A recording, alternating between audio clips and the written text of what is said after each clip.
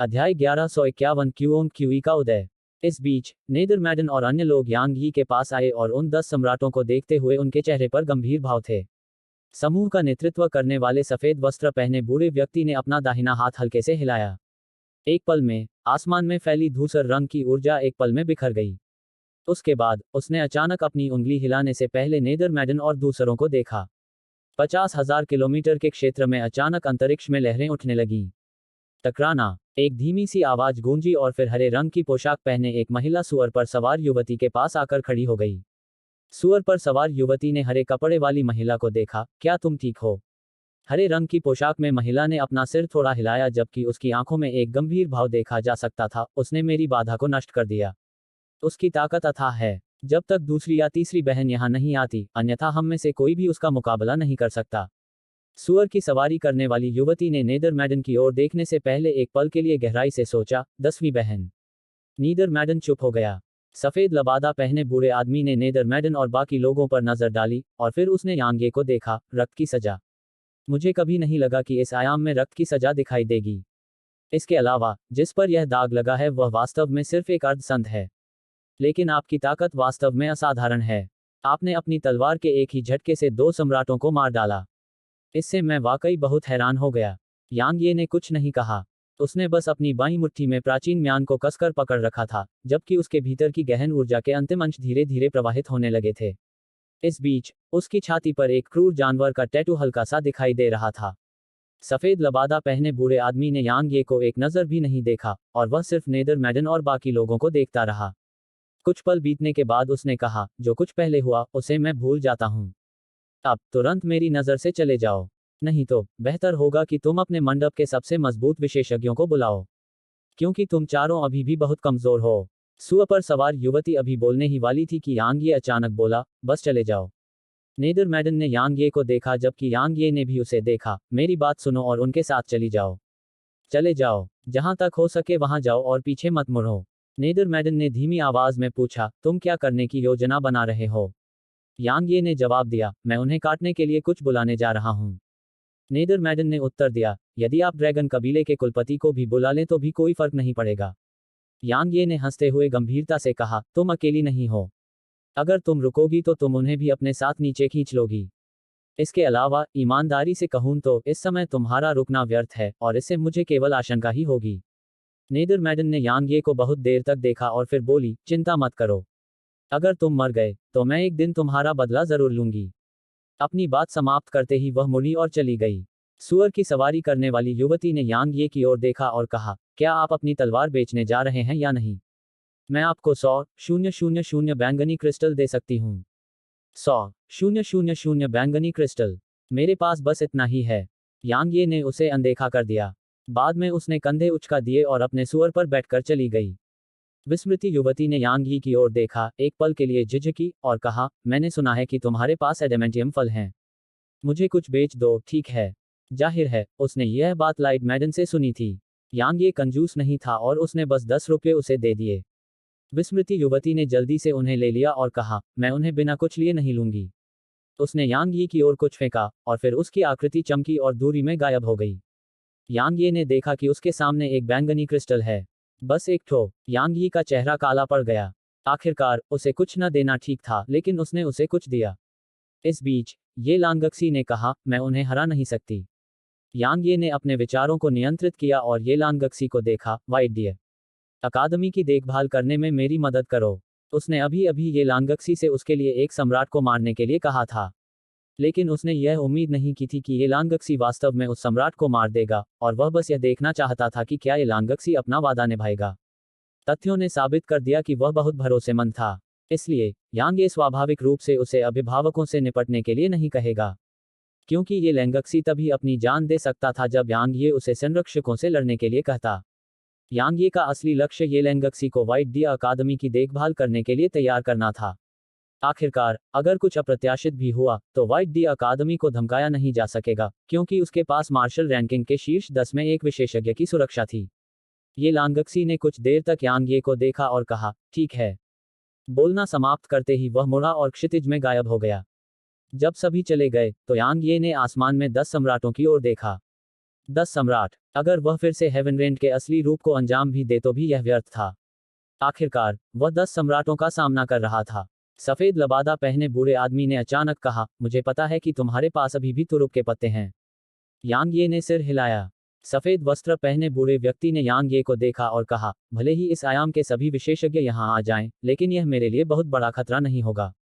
जहां तक इस आयाम के उन रहस्यमय विशेषज्ञों की बात है, तो वे स्पष्ट रूप से आपके लिए हम संरक्षकों के खिलाफ नहीं जाएंगे। तो करो, मुझे देखने दो कि तुम्हारा तुरुप का पत्ता क्या है। मैं वास्तव में बहुत उत्सुक हूँ। यांग ये ने कहा, भले ही मुझे पता है कि मैं अपमान मांग रहा हूँ, फिर भी मैं आपसे यह सवाल पूछना चाहता हूँ। आप अभिभावक मुझे जाने नहीं देंगे, है ना? सफेद वस्त्र पहने बूढ़े व्यक्ति ने कहा, जिस पर खून की सजा हो, वह स्वयं और उसके सभी रिश्तेदारों के लिए मौत की सजा का हकदार है। ठीक है। यांग ये ने सिर हिलाया और फिर उसने अपने कपड़े फाड़ दिए। उसने एक गहरी सांस ली, इससे पहले कि उसकी आंखों में क्रूरता की एक झलक उभरी। क्यों क्यों? अब समय आ गया है कि बाहर आकर लोगों को काटा जाए। गर्जन। अचानक यहाँ एक गर्जना गूंजी। युवती के नीचे बैठा बड़ा सफेद सुअर उस भयंकर चीख को सुनकर तुरंत चिल्ला उठा और फिर वह जमीन पर गिर पड़ा और कांपने लगा। ओब्लिवियन मैडन की बाहों में लोमड़ी भी दर्द से चिल्लाने लगी और फिर उसने अपने दोनों पंजों से अपना सिर पकड़ लिया और लगातार रोने लगी। वे चारों चौंक गए और वे यांग ये की दिशा में देखने के लिए मुड़े। उसने क्या बुलाया है? जिस समय वह दहाड़ गूंजी, 500,000 किलोमीटर के क्षेत्र में सभी प्रकार की साधना और साधना के क्षेत्रों के प्रत्येक राक्षस पशु जमीन पर गिर पड़े और वे दर्द से लगातार चिल्ला रहे थे। उसी समय स्वर्ग का एक और नेत्र दाव आकाश में प्रकट हुआ। इस बार स्वर्ग की आंख पहले की तुलना में कम से कम 10 गुना बड़ी थी। ऊपर से अनंत स्वर्गीय शक्ति बरस रही थी, जिससे केंद्रीय दिव्य प्रांत का लगभग हर एक निवासी कांप उठा। मैं आखिरकार आजाद हूँ। मैं आखिरकार आजाद हूँ। उसी समय एक जानवर की भयंकर दहाड़ पूरे क्षेत्र में गूंज उठी। अध्याय 1152 क्यूओंग क्यूई की ताकत। यांग यी के सामने कुछ ही दूरी पर एक बिल्कुल काला, क्रूर जानवर था जो बाघ जैसा लग रहा था, हाथी के आकार का था। उसके सिर पर 2 हल्के सुनहरे ड्रैगन सींग और एक जोड़ी काले पंख थे। यह क्यूओंग क्यू ही थी जिसे लेडी और छोटे भंवर ने उस दिन यांग यी के भीतर सील करने के लिए अपनी ताकतें जोड़ ली थीं। जैसे ही क्यूओंग क्यू यहाँ आया, सफेद वस्त्र पहने बूढ़े व्यक्ति और अन्य सम्राटों के हाव भाव तुरंत बदल गए। यह भद्दा और गंभीर हो गया था। भले ही वे नहीं जानते थे कि उनके सामने वह राक्षस क्या था, लेकिन उनकी सहज बुद्धि ने उन्हें बताया कि यह खतरनाक था, बहुत खतरनाक। ऐसा नहीं था कि केवल सफेद वस्त्र पहने बूढ़े व्यक्ति और अन्य लोगों के चेहरे पर अत्यंत गंभीर भाव थे, बल्कि यांगी के चेहरे पर भी वही भाव थे। क्योंकि क्यूओंग क्यू पहले से कहीं ज्यादा ताकतवर था। बस उस दहाड़ ने यांग ये के दिमाग को लगभग ध्वस्त कर दिया था। सबसे महत्वपूर्ण बात यह है कि क्यूओंग क्यू ने उभरने के तुरंत बाद उनके बीच के संबंध को तोड़ दिया था। यांग ये ने तलवार के अग्रभाग की मूठ पकड़ी और अपने सामने क्यूओंग क्यू को देखा जिसकी रक्त लाल आंखें क्रूरता से भरी हुई थीं। इसके अलावा यांग ये के भीतर की गहन ऊर्जा और तार्किक ऊर्जा धीरे धीरे प्रसारित होने लगी थी। अपनी ताकत में भारी वृद्धि के अलावा उसने क्यूओंग क्यू को बुलाने का साहस इसलिए किया क्योंकि वह जानता था कि स्वर्ग दाव और संरक्षक निश्चित रूप से क्यूओंग क्यू के अस्तित्व को बर्दाश्त नहीं करेंगे। आखिरकार क्यूओंग क्यू उसी स्थान से था जहां से विद्रोही साधक थे। इसके अलावा वह व्यक्ति वास्तव में इस आयाम के स्वर्ग दाव से नफरत करता था। भले ही स्वर्ग दाव ने उसे छोड़ने का फैसला किया हो, लेकिन वह निश्चित रूप से स्वर्ग दाव को नहीं छोड़ेगा। यांग ये बिल्कुल सही था। जब क्यूओंग क्यू यहाँ प्रकट हुआ तो स्वर्ग की एक और आंख तुरंत प्रकट हुई थी और यह पिछली आंख से भी बड़ी थी। इसके अलावा जब क्यूओंग क्यू यहाँ प्रकट हुआ तो सबसे पहले उसने यांग ये को नहीं देखा था, बल्कि उसने स्वर्ग की आंख को देखा था। इससे यांग यी को राहत मिली। उसे लगा कि यह सबसे अच्छा होगा कि क्यूओंग क्यू स्वर्ग की आंख दाव और संरक्षकों से लड़े ताकि वह स्थिति का फायदा उठा सके। हालांकि क्यूओंग क्यू ने अचानक अपनी नजर हटा ली और यांग ये को देखा। यांग ये की पलकें फड़कने लगी जबकि उसने धीरे धीरे अपनी तलवार की मूठ पर अपनी पकड़ मजबूत कर ली। क्यूओंग क्यू ने यांग ये की ओर चलना शुरू कर दिया और इससे यांग ये की आंखें थोड़ी संकुचित हो गईं। अचानक आकाश में सफेद वस्त्र पहने बूढ़ा आदमी अचानक बोला, एक क्रूर जानवर। तुम वही क्रूर जानवर हो जो इतने सालों पहले उन विद्रोही साधकों के साथ इस दुनिया में आए थे। मुझे कभी उम्मीद नहीं थी कि इस आयाम में अभी भी बचे हुए लोग मौजूद हैं। कोई बात नहीं, मैं आज भी तुमसे निपट लूंगा। जैसे ही सफेद वस्त्र पहने बूढ़े व्यक्ति ने बोलना समाप्त किया, उसके बगल में खड़ा सम्राट तुरंत ही एक विशाल स्वर्णिम प्रकाश किरण में परिवर्तित हो गया, जो क्यूओंग क्यू पर जा गिरा। क्यूओंग क्यू रुक गया, उसने अपनी नजर यांग यी से हटा ली और उस सुनहरी किरण की ओर देखा जो उसकी ओर आ रही थी। एक क्रूर भाव उसकी आंखों में चमक उठा, फिर वह क्रोध से दहाड़ उठा और प्रकाश की एक काली किरण में बदल गया जो हवा में उछल गई। टकराना। यांग ये, सफेद वस्त्र पहने बूढ़ा आदमी और अन्य लोग आश्चर्य से देखते रहे क्योंकि प्रकाश की सुनहरी किरण एक पल में बिखर गई। सुनहरी रोशनी और काली रोशनी पूरी तरह से फैलने से पहले आसमान में एक जोरदार धमाका और एक दबी हुई घुरघुराहट गूंजी। कियोंग क्यू और सम्राट की आकृति दोनों ही सबके सामने प्रकट हुए। यांग ये की पलकें एक बार फिर फड़क उठी जब उसने अपनी आंखों के सामने दृश्य देखा, जबकि उसके माथे पर ठंडे पसीने की एक बूंद उभर आई। कियोंग क्यू अभी भी वहां था और सम्राट भी। हालांकि सम्राट का सिर गायब था और वह कियोंग क्यू के पंजे में था। कियोंग क्यू ने उस सम्राट को एक पल में मार डाला था और उसने ऐसा बड़ी आसानी से किया था। यांग यी को लगा कि यह सब उसके लिए समझ से परे है। आखिर सम्राट इतने कमजोर कब हो गए? श्वेत वस्त्रधारी वृद्ध व्यक्ति और अन्य लोगों के चेहरे पर अभूतपूर्व गंभीर भाव थे। कियोंग क्यू ने सिर को अपने मुंह में डाला, कुछ काट लिया और फिर उसे थूक दिया। इस तरह की नीच दुनिया की चींटियां वास्तव में घृणित हैं। वह अचानक यांग ये को देखने के लिए मुड़ा और कहा, तुम्हारा मांस बुरा नहीं होना चाहिए। यांग ये ने कमजोरी दिखाने से इनकार कर दिया। उसने कियोंग क्यू की ओर देखा और उदासीनता से बोला, मुझे डर है कि आपके दांत इतने मजबूत नहीं होंगे। मुझे कोशिश करने दो। कियोंग क्यू बोलना समाप्त करते ही हमला करने वाला था और यांग ये अपनी तलवार खींचने के लिए तैयार था।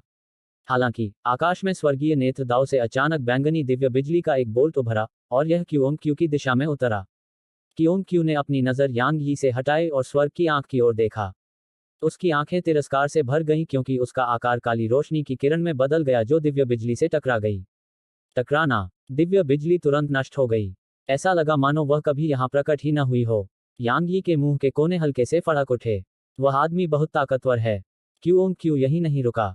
उसका आकार स्वर्ग की आंख से टकराने के इरादे से ऊपर की ओर बढ़ा। तुम्हारी हिम्मत कैसे हुई? सफेद लबादा पहने बूढ़े आदमी ने गुस्से से दहाड़ते हुए दूर से कियोंग क्यू पर अपनी हथेली थपथपाई। एक ऊर्जा हथेली तुरंत ऊपर से उतरी और कियोंग क्यू की दिशा में नीचे गिर गई। यांग यी की आंखों में आश्चर्य की एक झलक उभरी, क्योंकि उसने देखा कि उस हथेली के हमले में कम से कम 10,000 ऊर्जा हथेलियां एक दूसरे पर ओवरलैप थीं। ऊर्जा हथेली ने कियोंग क्यू के शरीर पर प्रहार किया। आकाश हिंसक रूप से हिल गया जबकि आसपास का स्थान टूटने वाला था। हालांकि किसी अज्ञात कारण से वहां का स्थान तुरंत सामान्य हो गया। इसके अलावा यांग ये ने देखा कि वहां का स्थान और भी मजबूत हो गया था। यहां तक हेवनरेंट का असली रूप भी इस समय वहां के स्थान को नुकसान नहीं पहुंचा सकता है। यह देखकर सफेद वस्त्र पहने बूढ़े व्यक्ति की पलकें झपकने लगीं और उसकी आंखों में सदमे का भाव था। उसने कियोंग क्यू को नीचे देखना जारी नहीं रखा और तुरंत आदेश दिया, पहले उस जानवर को मार डालो। जहां तक सफेद वस्त्र पहने बूढ़े व्यक्ति का सवाल है, यांग ये स्वाभाविक रूप से कियोंग क्यू की तुलना में नहीं था। इसके अलावा कियोंग क्यू उसके लिए सबसे बड़ा खतरा था। जब तक वह कियोंग क्यू से निपटता रहेगा तब तक यांग ये से निपटना उसके लिए हाथ हिलाने जितना आसान नहीं होगा। जैसे ही सफेद वस्त्र पहने बूढ़े व्यक्ति ने आदेश दिया, उसके पीछे खड़े अन्य 8 सम्राटों ने एक साथ हमला कर दिया और कियोंग क्यू की ओर गोली चला दी। टकराना। 8 सम्राटों के संयुक्त हमले ने कियोंग क्यू के आकार को तुरंत आसमान से नीचे गिरा दिया। लेकिन उसे एक बार फिर से चार्ज करने में ज्यादा समय नहीं लगा और फिर उसका आकार लगातार बढ़ता गया। जब वह फिर से आसमान में पहुंचा तो वह पहले से लगभग 10 गुना बड़ा था।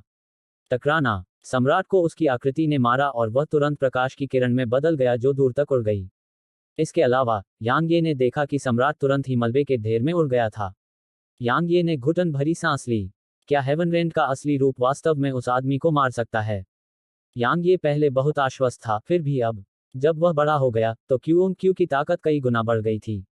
वह जिस किसी पर भी हमला करता वह लगभग तुरंत ही मर जाता। यहां तक समूह में सबसे ताकतवर सफेद वस्त्र पहने बूढ़ा आदमी भी कियोंग क्यू से सीधे भिड़ने की हिम्मत नहीं कर पाया। कियोंग क्यू के बारे में सबसे भयानक बात उसकी शारीरिक शक्ति नहीं थी, बल्कि उसके पंजे और दांत थे। वे इतने तीखे थे कि वे आसानी से अंतरिक्ष को चीर सकते थे। 15 मिनट से भी कम समय में 5 सम्राट गिर गए। यांग ये यह दृश्य देखकर भयभीत हो गया। वह भागना चाहता था, लेकिन एक समस्या थी, वह कहां जा सकता था। इसके अलावा उसने देखा कि कियोंग क्यू की आभा लगातार उस पर टिकी हुई थी। जब तक वह भागने की हिम्मत करता, कियोंग क्यू निश्चित रूप से उस पर हमला करता।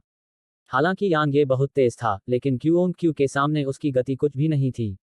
इस बीच स्वर्ग की आंख दाव ने अचानक अपनी पलकें खोलीं और फिर बैंगनी बिजली का एक बोल्ट जो लगभग 3 किलोमीटर तक फैला हुआ था, आसमान से उतरा। यह बहुत तेज था और एक पल में ही कियोंग क्यू के शरीर से टकराया। टकराना। कियोंग क्यू की आकृति हवा से नीचे गिरी, लेकिन वह लगभग 1 किलोमीटर दूर गिरने के बाद रुक गई। यांग ये ने देखा कि कियोंग क्यू के शरीर पर 1 दर्जन से ज्यादा चोटें थीं, और यह देखकर यांग ये ने राहत की सांस ली। सौभाग्य से वह व्यक्ति अजेय नहीं है। यह समझ में आता है। आखिरकार वहां 9 सम्राट और स्वर्ग की आंख दांव थे, इसलिए यह वास्तव में अविश्वसनीय होगा कि क्यू ऐसी शक्ति के सामने पूरी तरह से अप्रभावित था। हालांकि क्यू घायल हो गया था, लेकिन उनमें से 6 संरक्षक अब मर चुके थे। 6 सम्राट, एक बहुत ही भयावह संख्या। क्यू ने हमला जारी नहीं रखा, और सफेद वस्त्र पहने बूढ़े आदमी के समूह ने भी हमला नहीं किया। लेकिन स्वर्ग की आंख दांव ने रुककर बैंगनी दिव्य बिजली का एक और बोल्ट नीचे नहीं गिराया। इस बार यह लगभग 6 किलोमीटर लंबा था। जैसे ही यह आकाश में दिखाई दिया, इसके चारों ओर 50,000 किलोमीटर के क्षेत्र में जगह हिंसक रूप से कांपने लगी। क्यू की आंखों में क्रूरता चमक उठी जब वह एक बार फिर आकाश में ऊपर उठा और उसने अपना पंजा उठाया और उसे दिव्य बिजली पर पटक दिया। टकराना। इस बार दिव्य बिजली गायब नहीं हुई, यह बस हिंसक रूप से हिल गई और टूट गई।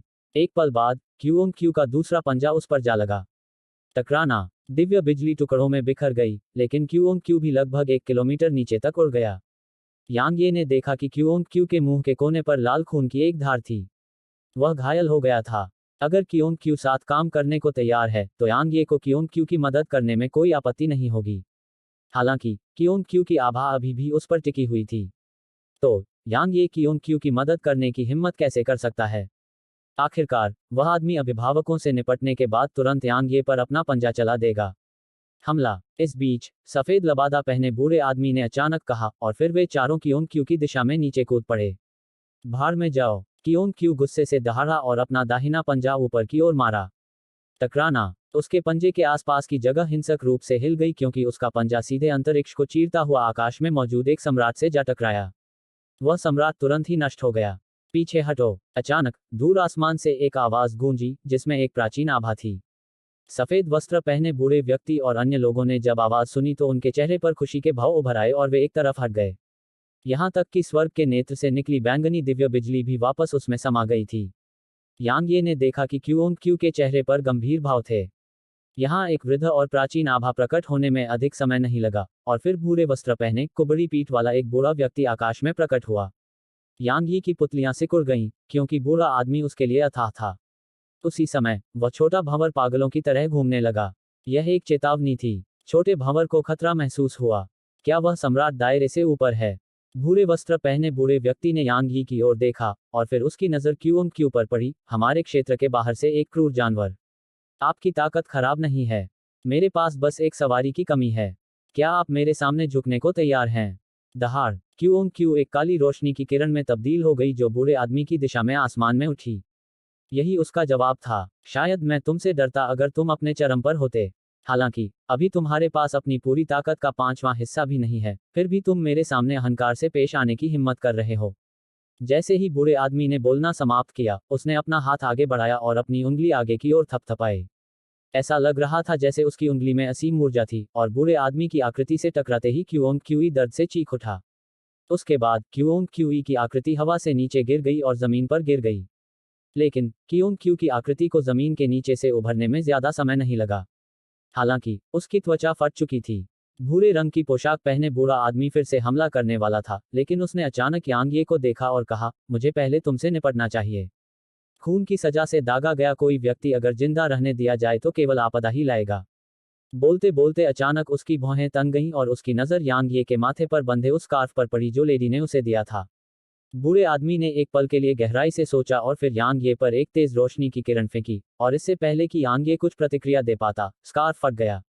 जिस क्षण दुपट्टा टूटा, उसी क्षण प्रेम के जीथर में अमर द्वीप के एक महल में पालथी मारकर बैठी हुई महिला ने अचानक अपनी आंखें खोल लीं।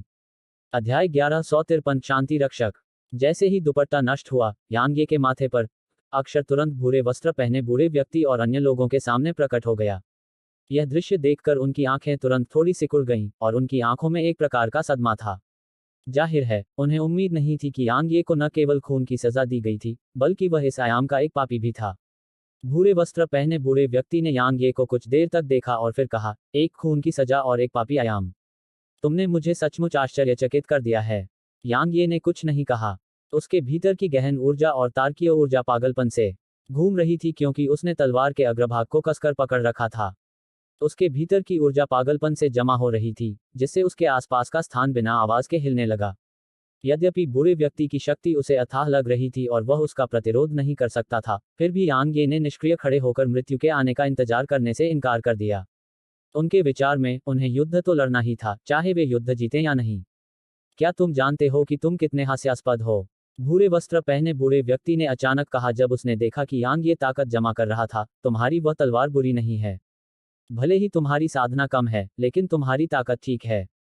तुम्हारी ताकत मुश्किल से ही पर्याप्त है जब तुम्हारी वह तलवार भी शामिल हो। हालांकि मुझे मारने की कोशिश करना एक चींटी द्वारा हाथी को मारने की अपनी मंशा की घोषणा करने जैसा है। यह अज्ञानतापूर्ण और हास्यास्पद है। यांग ये ने भूरे रंग के लबादे वाले बूढ़े व्यक्ति पर कोई ध्यान नहीं दिया और वह इसके बजाय क्यों क्यू की ओर देखने लगा। अभी तुम्हारे पास दो विकल्प हैं। पहला यह कि मेरे मरने का इंतजार करो और फिर मर जाओ। दूसरा यह कि मेरे साथ मिलकर उन्हें मार डालो। क्यू ने चुपचाप यांग ये को देखा। यांग ये ने अपना हाथ आगे बढ़ाया और स्वर्गदाव की आंख की ओर उंगली उठाई। हम दोनों का अस्तित्व स्वर्गदाव को बर्दाश्त नहीं है। हम दोनों को एक हद तक एक जैसा ही माना जा सकता है। अब अगर हम साथ मिलकर काम करें तो हमारे पास बचने का मौका होगा, नहीं तो हम दोनों ही खत्म हो जाएंगे। कितना हास्यास्पद है। इस बीच भूरे रंग के वस्त्र पहने बूढ़े व्यक्ति के मुंह के कोनों पर उपहास की एक झलक दिखाई दी। ऐसा लग रहा था मानो वह दो चींटियों को देख रहा हो जो हाथी को मारने के बारे में चर्चा कर रही हों। क्यू ने बूढ़े आदमी की ओर देखा और फिर वह यांग ये की ओर देखने के लिए मुड़ा। चलो। हालांकि वह घमंडी था, लेकिन वह मूर्ख नहीं था। मौजूदा स्थिति ऐसी नहीं थी जिसका वह अकेले सामना कर सकता था। जैसा कि यांग यी ने कहा था, अगर वे साथ मिलकर काम करें तो उनके बचने की संभावना है, अन्यथा वे दोनों मर जाएंगे। यांग यी जब उसने क्यू की आवाज सुनी तो वह थोड़ा स्तब्ध रह गया और फिर उसका शरीर क्यू की पीठ पर आ गिरा। क्यू ने अचानक कहा, हम सबसे पहले स्वर्ग की आंख दाव को नष्ट करेंगे। हम पहले उस बूढ़े आदमी को क्यों नहीं मार रहे हैं? यांग ये हैरान था। भूरे रंग की पोशाक पहने बूढ़ा आदमी यहाँ के लोगों में सबसे ताकतवर था। जब तक वे उससे निपट लेंगे तब तक बाकी लोग ज्यादा खतरा नहीं बनेंगे। वह सिर्फ एक क्लोन है। क्यू ने आगे कहा, हमें स्वर्ग की आंख दाव को नष्ट करना होगा और इस आयाम से बाहर निकलना होगा। अन्यथा एक बार जब उसका असली शरीर आ जाएगा तो हम निश्चित रूप से मर जाएंगे जब तक कि मैं अपनी चरम शक्ति वापस पाने में सक्षम न हो जाऊं। एक क्लोन। यांग ये की पुतलियां सिकुड़ गईं। उसने कभी कल्पना भी नहीं की थी कि बूढ़ा आदमी वास्तव में सिर्फ एक क्लोन था। क्लोन भी इतना शक्तिशाली होता है, इसलिए वह केवल अनुमान ही लगा सकता था कि बूढ़ा आदमी वास्तव में कितना भयानक था। क्यू ने निर्देश दिया, अपनी तलवार अपनी कमर पर लटकाओ और अपने बाएं हाथ से मेरे सींग को पकड़ो। अपनी तलवार निकालो और एक बार जब मैं स्वर्ग की आंख तक पहुंच जाऊं तो वार करो। यांग ये ने जवाब दिया, मैं यह काम अपने आप कर सकता हूं। क्यू ने समझाया, स्वर्ग की आंख दाव कुछ और नहीं बल्कि कचरा है। हमें एक ही बार में इस आयाम की बाधा को तोड़ना होगा और इस तारकीय क्षेत्र को छोड़ना होगा, अन्यथा उनकी ताकतों का कोई अंत नहीं होगा। तो यही कारण है। यांग ये ने सिर हिलाया, तो चलो इसे करते हैं। करो मेरी गांड। क्यू गुस्से से बोला, तुम्हारा शरीर मेरी गति और ताकत को बिल्कुल भी सहन नहीं कर सकता। तुम्हें अपने शरीर को तारकीय ऊर्जा से मजबूत करना होगा, अन्यथा जैसे ही मैं हमला करना शुरू करूंगा तुम टुकड़े टुकड़े हो जाओगे। यांग ये बहुत शर्मिंदा था और उसने जल्दी से अपने शरीर में तारकीय ऊर्जा खींची। तारकीय ऊर्जा से अपने शरीर को मजबूत करने के बाद यांग ये ने अपनी तलवार अपनी कमर पर लटका ली और अपने दाहिने हाथ से उसकी मूठ को कसकर पकड़ लिया, जबकि उसके बाएं हाथ ने क्यू के सीन को कसकर पकड़ रखा था। उसने कहा, चलो इसे करते हैं। कितनी हास्यास्पद बात है। इस बीच भूरे रंग के वस्त्र पहने बूढ़ा आदमी अचानक स्वर्ग के नेत्र के नीचे प्रकट हुआ। आओ, मुझे देखने दो कि तुम चींटियां मेरी आंखों के सामने स्वर्ग के नेत्र को कैसे नष्ट करने जा रही हो। यांग ये ने पूछा, हमें क्या करना चाहिए? उन दोनों को कुचल दो। जैसे ही क्यू ने बोलना समाप्त किया, उसने अपने पंजे जमीन पर पटक दिए और ऊपर की ओर उछला। ठीक उसी समय जब क्यू का शरीर ऊपर की ओर बढ़ा, यांग ये की आंखें तुरंत चौड़ी हो गईं। उसके बाद उसे लगा जैसे उसके पूरे शरीर को असंख्य घोड़ों द्वारा घसीटा जा रहा हो। उसका पूरा शरीर दर्द कर रहा था। अपनी तलवार निकालो। अचानक क्यू की आवाज यांग ये के दिमाग में गूंज उठी। यांग ये कांप उठा और उसने जल्दी से अपनी तलवार खींच ली। जैसे ही उसने अपनी तलवार घुमाई, क्यू और वह भूरे रंग के वस्त्र पहने बूढ़े आदमी के सामने पहुंच गए। बूढ़े आदमी की आंखें थोड़ी सिकुड़ गईं और उसने अपनी हथेली यांग ये की तलवार पर पटक दी। अनुभव करना। एक जोरदार धमाका हुआ। सफेद वस्त्र पहने बूढ़े आदमी और अन्य लोगों ने आश्चर्य से देखा कि भूरे वस्त्र पहने बूढ़े आदमी का हाथ तुरंत कट गया। भूरे वस्त्र पहने बूढ़े आदमी के चेहरे पर अचानक से भाव बदल गए, क्योंकि उसने कभी नहीं सोचा था कि इन दो चींटियों की संयुक्त सेना वास्तव में इतनी भयानक होगी। अगर वह उस महत्वपूर्ण क्षण में चकमा नहीं देता तो वह दो टुकड़ों में कट जाता। इस बीच यांग ये और क्यू ने अपनी गति बिल्कुल भी धीमी नहीं की और वे स्वर्ग की आंख की ओर बढ़े। स्वर्ग की आंख ने देखा कि खतरा निकट आ रहा है और उसने तुरंत एक चमकदार रोशनी की किरण उत्सर्जित की, इससे पहले कि उसके भीतर से बैंगनी रंग की दिव्य बिजली चमकती। हालांकि यांग ये की तलवार के संपर्क में आते ही वह तुरंत कागज की तरह कट गई। दिव्य बिजली के बोल्ट को आसानी से चीरने के बाद यांग ये और क्यूओंग क्यू तुरंत स्वर्ग के नेत्र के सामने पहुंचे और फिर यांग ये ने उस पर अपनी तलवार घुमाई। टकराना। पूरा आकाश हिंसक रूप से हिल गया और फिर स्वर्ग की आंख दाव टुकड़ों में फट गई। यह ऊर्जा के अनगिनत कणों में बदल गया जो आकाश से बरसने लगे। हालांकि यांग यी और क्योंग क्यू ने फिर भी आगे बढ़ना बंद नहीं किया। वे बैंगनी प्रकाश की एक किरण में बदल गए जो दूर तक जा रही थी। हेवनरेंट का असली रूप क्यूओंग क्यू की गति और ताकत के साथ मिलकर उसे पूरी दुनिया को नष्ट करने में सक्षम बनाता है। यह कहा जा सकता है कि हेवनरेंट का असली रूप जिसे उसने अभी अभी निष्पादित किया था, वह अतीत में किए गए किसी भी समय की तुलना में अनगिनत गुना अधिक शक्तिशाली था। यही कारण था कि भूरे रंग के वस्त्र पहने बूढ़े व्यक्ति को लगभग एक पल में ही मार दिया गया था। जहां तक स्वर्ग दाव की आंख का सवाल है, वह आसानी से टूट गई। सबसे महत्वपूर्ण बात यह है कि यांग ये के स्वर्गरेंट की ऊर्जा अभी तक बिखरी नहीं थी। उन्हें रोको। इस बीच भूरे वस्त्र पहने बूढ़े व्यक्ति की आवाज गूंजी और फिर बगल में खड़े 3 सम्राट यांगी और क्योंग क्यू की दिशा में भाग गए। हालांकि उन्हें यह देखकर आश्चर्य हुआ कि वे उसे पकड़ नहीं पाए। वे केवल यह देख सकते थे कि क्योंग क्यू ने यांग यी को उठाते हुए विस्फोटक तरीके से आगे की ओर छलांग लगाई, जिसने अपनी तलवार को ऊपर उठाया हुआ था। वास्तव में भले ही वे पकड़ भी लें, वे यांग यी और क्योंग क्यू ई के मार्ग में बाधा डालने की हिम्मत नहीं करेंगे। मनुष्य और जानवर जिस स्थिति में थे, वह ऐसी थी कि सम्राटों को कुत्तों की तरह मार डाला जा सकता था। 10 सांस का समय बाद टकराना। दूर आसमान में एक जोरदार विस्फोट की आवाज गूंजी और फिर दूर आसमान में एक बड़ा छेद दिखाई दिया। ग्रे रंग की पोशाक पहने बूढ़े व्यक्ति और अन्य लोगों के चेहरे पर बहुत ही उदास भाव थे, क्योंकि इस आयाम के चारों ओर की बाधा को तोड़ दिया गया था। आयामी बाधा क्या थी? यह एक ऐसी बाधा थी जो किसी दुनिया के निवासियों को बाहरी अंतरिक्ष में प्रवेश करने से रोकती थी। सम्राट क्षेत्र में रहने वाले लोग उस आयाम को छोड़ सकते थे जहां से वे थे, लेकिन उन्हें अपने स्वर्गीय क्लेश को दूर करना था और स्वर्ग दाव से जाने की अनुमति लेनी थी। दूसरे शब्दों में, आयाम बाधा केवल सम्राटों के लिए खुलती थी और उन्हें दुनिया छोड़ने की अनुमति देती थी। फिर भी अब यह स्वर्ग दाव नहीं था जिसने अवरोध को खोला था, बल्कि अवरोध को बलपूर्वक तोड़ा गया था।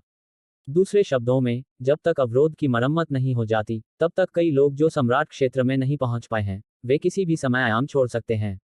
बेशक जिनके पास पर्याप्त ताकत नहीं है, वे रेडियंट आयाम को छोड़कर मौत को आमंत्रित कर रहे होंगे।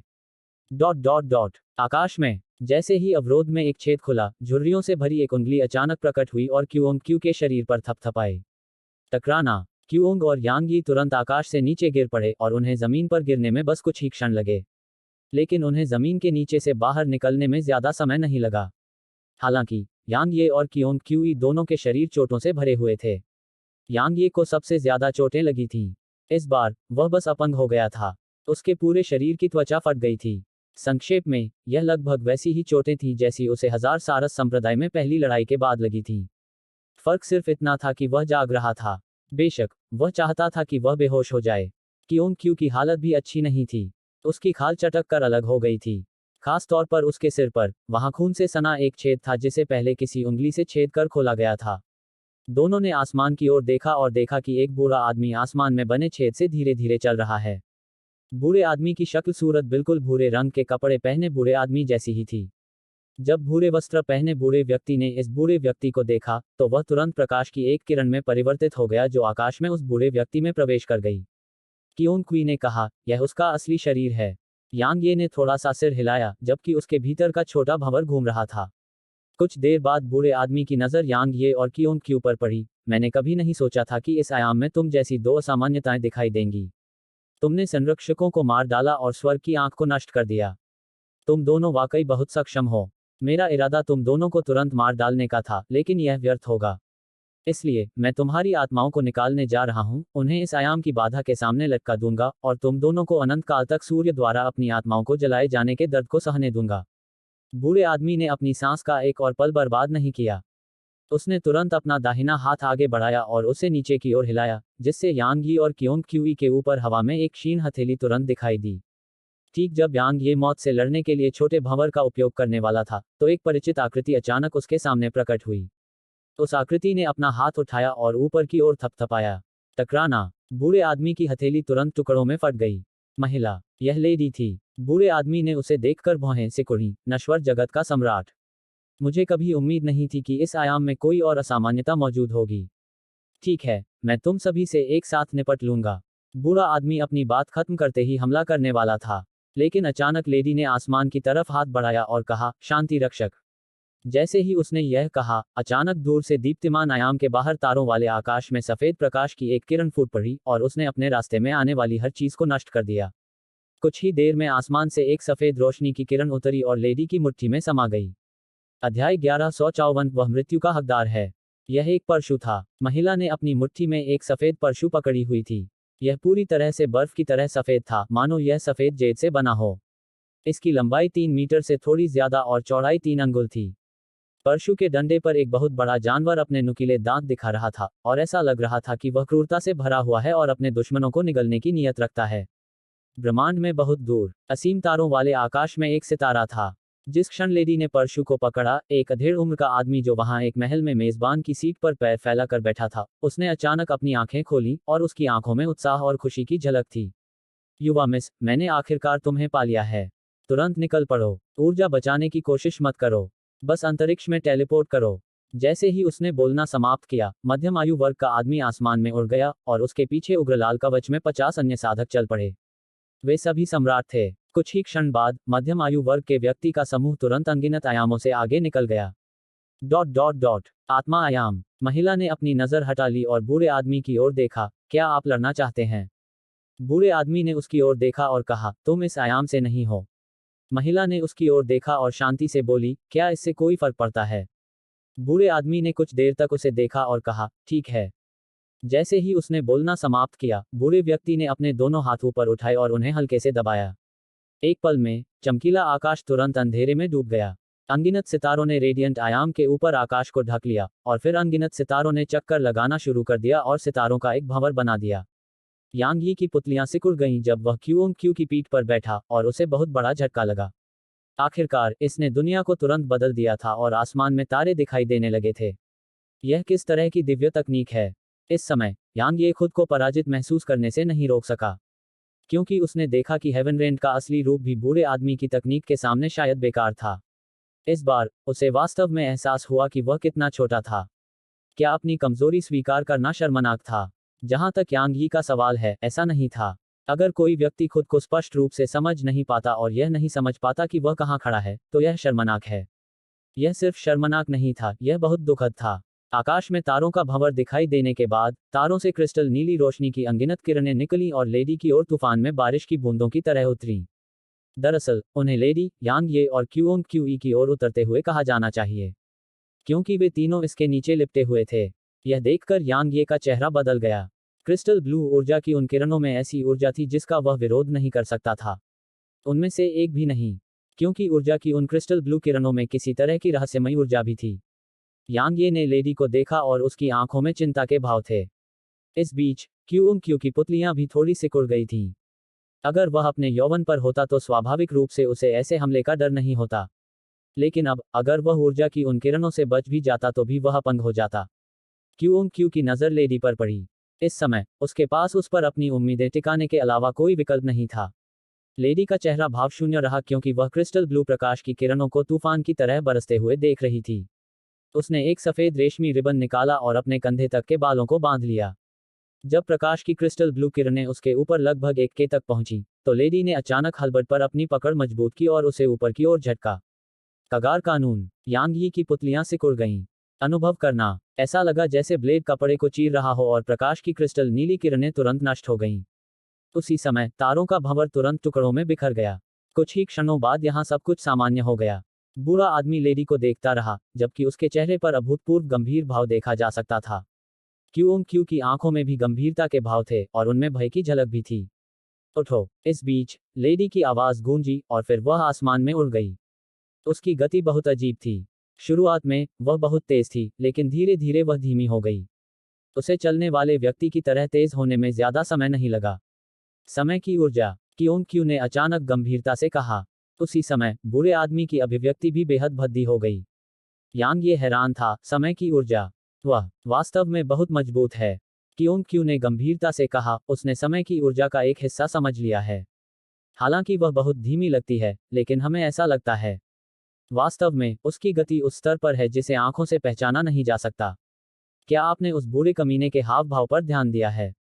वह समय की ऊर्जा से घिरा हुआ है, और अब वह उसकी असली गति का सामना कर रहा है। अचानक, लेडी और बूढ़ा आदमी एक ही समय में गायब हो गए। क्यों क्यू ने धीमी आवाज में कहा, बूढ़ा बूढ़ा जवाबी हमला कर रहा है। यांग ये ने पूछा, क्या आप उन्हें देख सकते हैं? बेशक, क्यू ने ठंडे स्वर में कहा, यहां तक उनकी संयुक्त सेना भी मेरे चरम पर मेरा मुकाबला नहीं कर सकती। इस बिंदु पर क्यू एक पल के लिए रुका, और फिर उसने आगे कहा, वास्तव में, आपके भीतर जो चीज है वह वास्तव में दुर्जय है। यदि आप इसकी पूरी ताकत का उपयोग कर सकते हैं, तो आप इस पूरे आयाम को सील कर सकते हैं या इस आयाम को इसके भीतर संग्रहित कर सकते हैं। नहीं, यहां तक कि यह पूरा तार्किक क्षेत्र भी इसके द्वारा सील किया जा सकता है। यांग ये की अभिव्यक्ति बदल गई। आप इसकी उत्पत्ति के बारे में जानते हैं? क्यू ने जवाब दिया, मुझे थोड़ा बहुत पता है। तो फिर तुम इसे मुझसे छीनने की कोशिश क्यों नहीं कर रहे हो? यांग ये हैरान था। आखिरकार, आदिम शिवालय पूरी तरह से स्वर्ग को चुनौती देने वाला था। क्यू की तो बात ही छोड़िए। यांग ये का मानना कि अगर इसकी असली क्षमताएं उजागर हो जाएंगी तो इस ब्रह्मांड के सभी सर्वोच्च विशेषज्ञ इसे उससे छीन लेंगे। क्यू ने उदासीनता से कहा, मैं मरना नहीं चाहता। यांग ये हैरान था, तुम्हारा क्या मतलब है? उसने तुम्हें अपना मालिक मान लिया है। दूसरे शब्दों में, तुम उस व्यक्ति की विरासत के उत्तराधिकारी हो। जब उसने इतना कहा, तो क्यू की आवाज में डर का भाव था, और वह आगे कुछ नहीं बोला। यांग ये ने जल्दी से पूछा, तुम जिस व्यक्ति की बात कर रहे हो वह कौन है?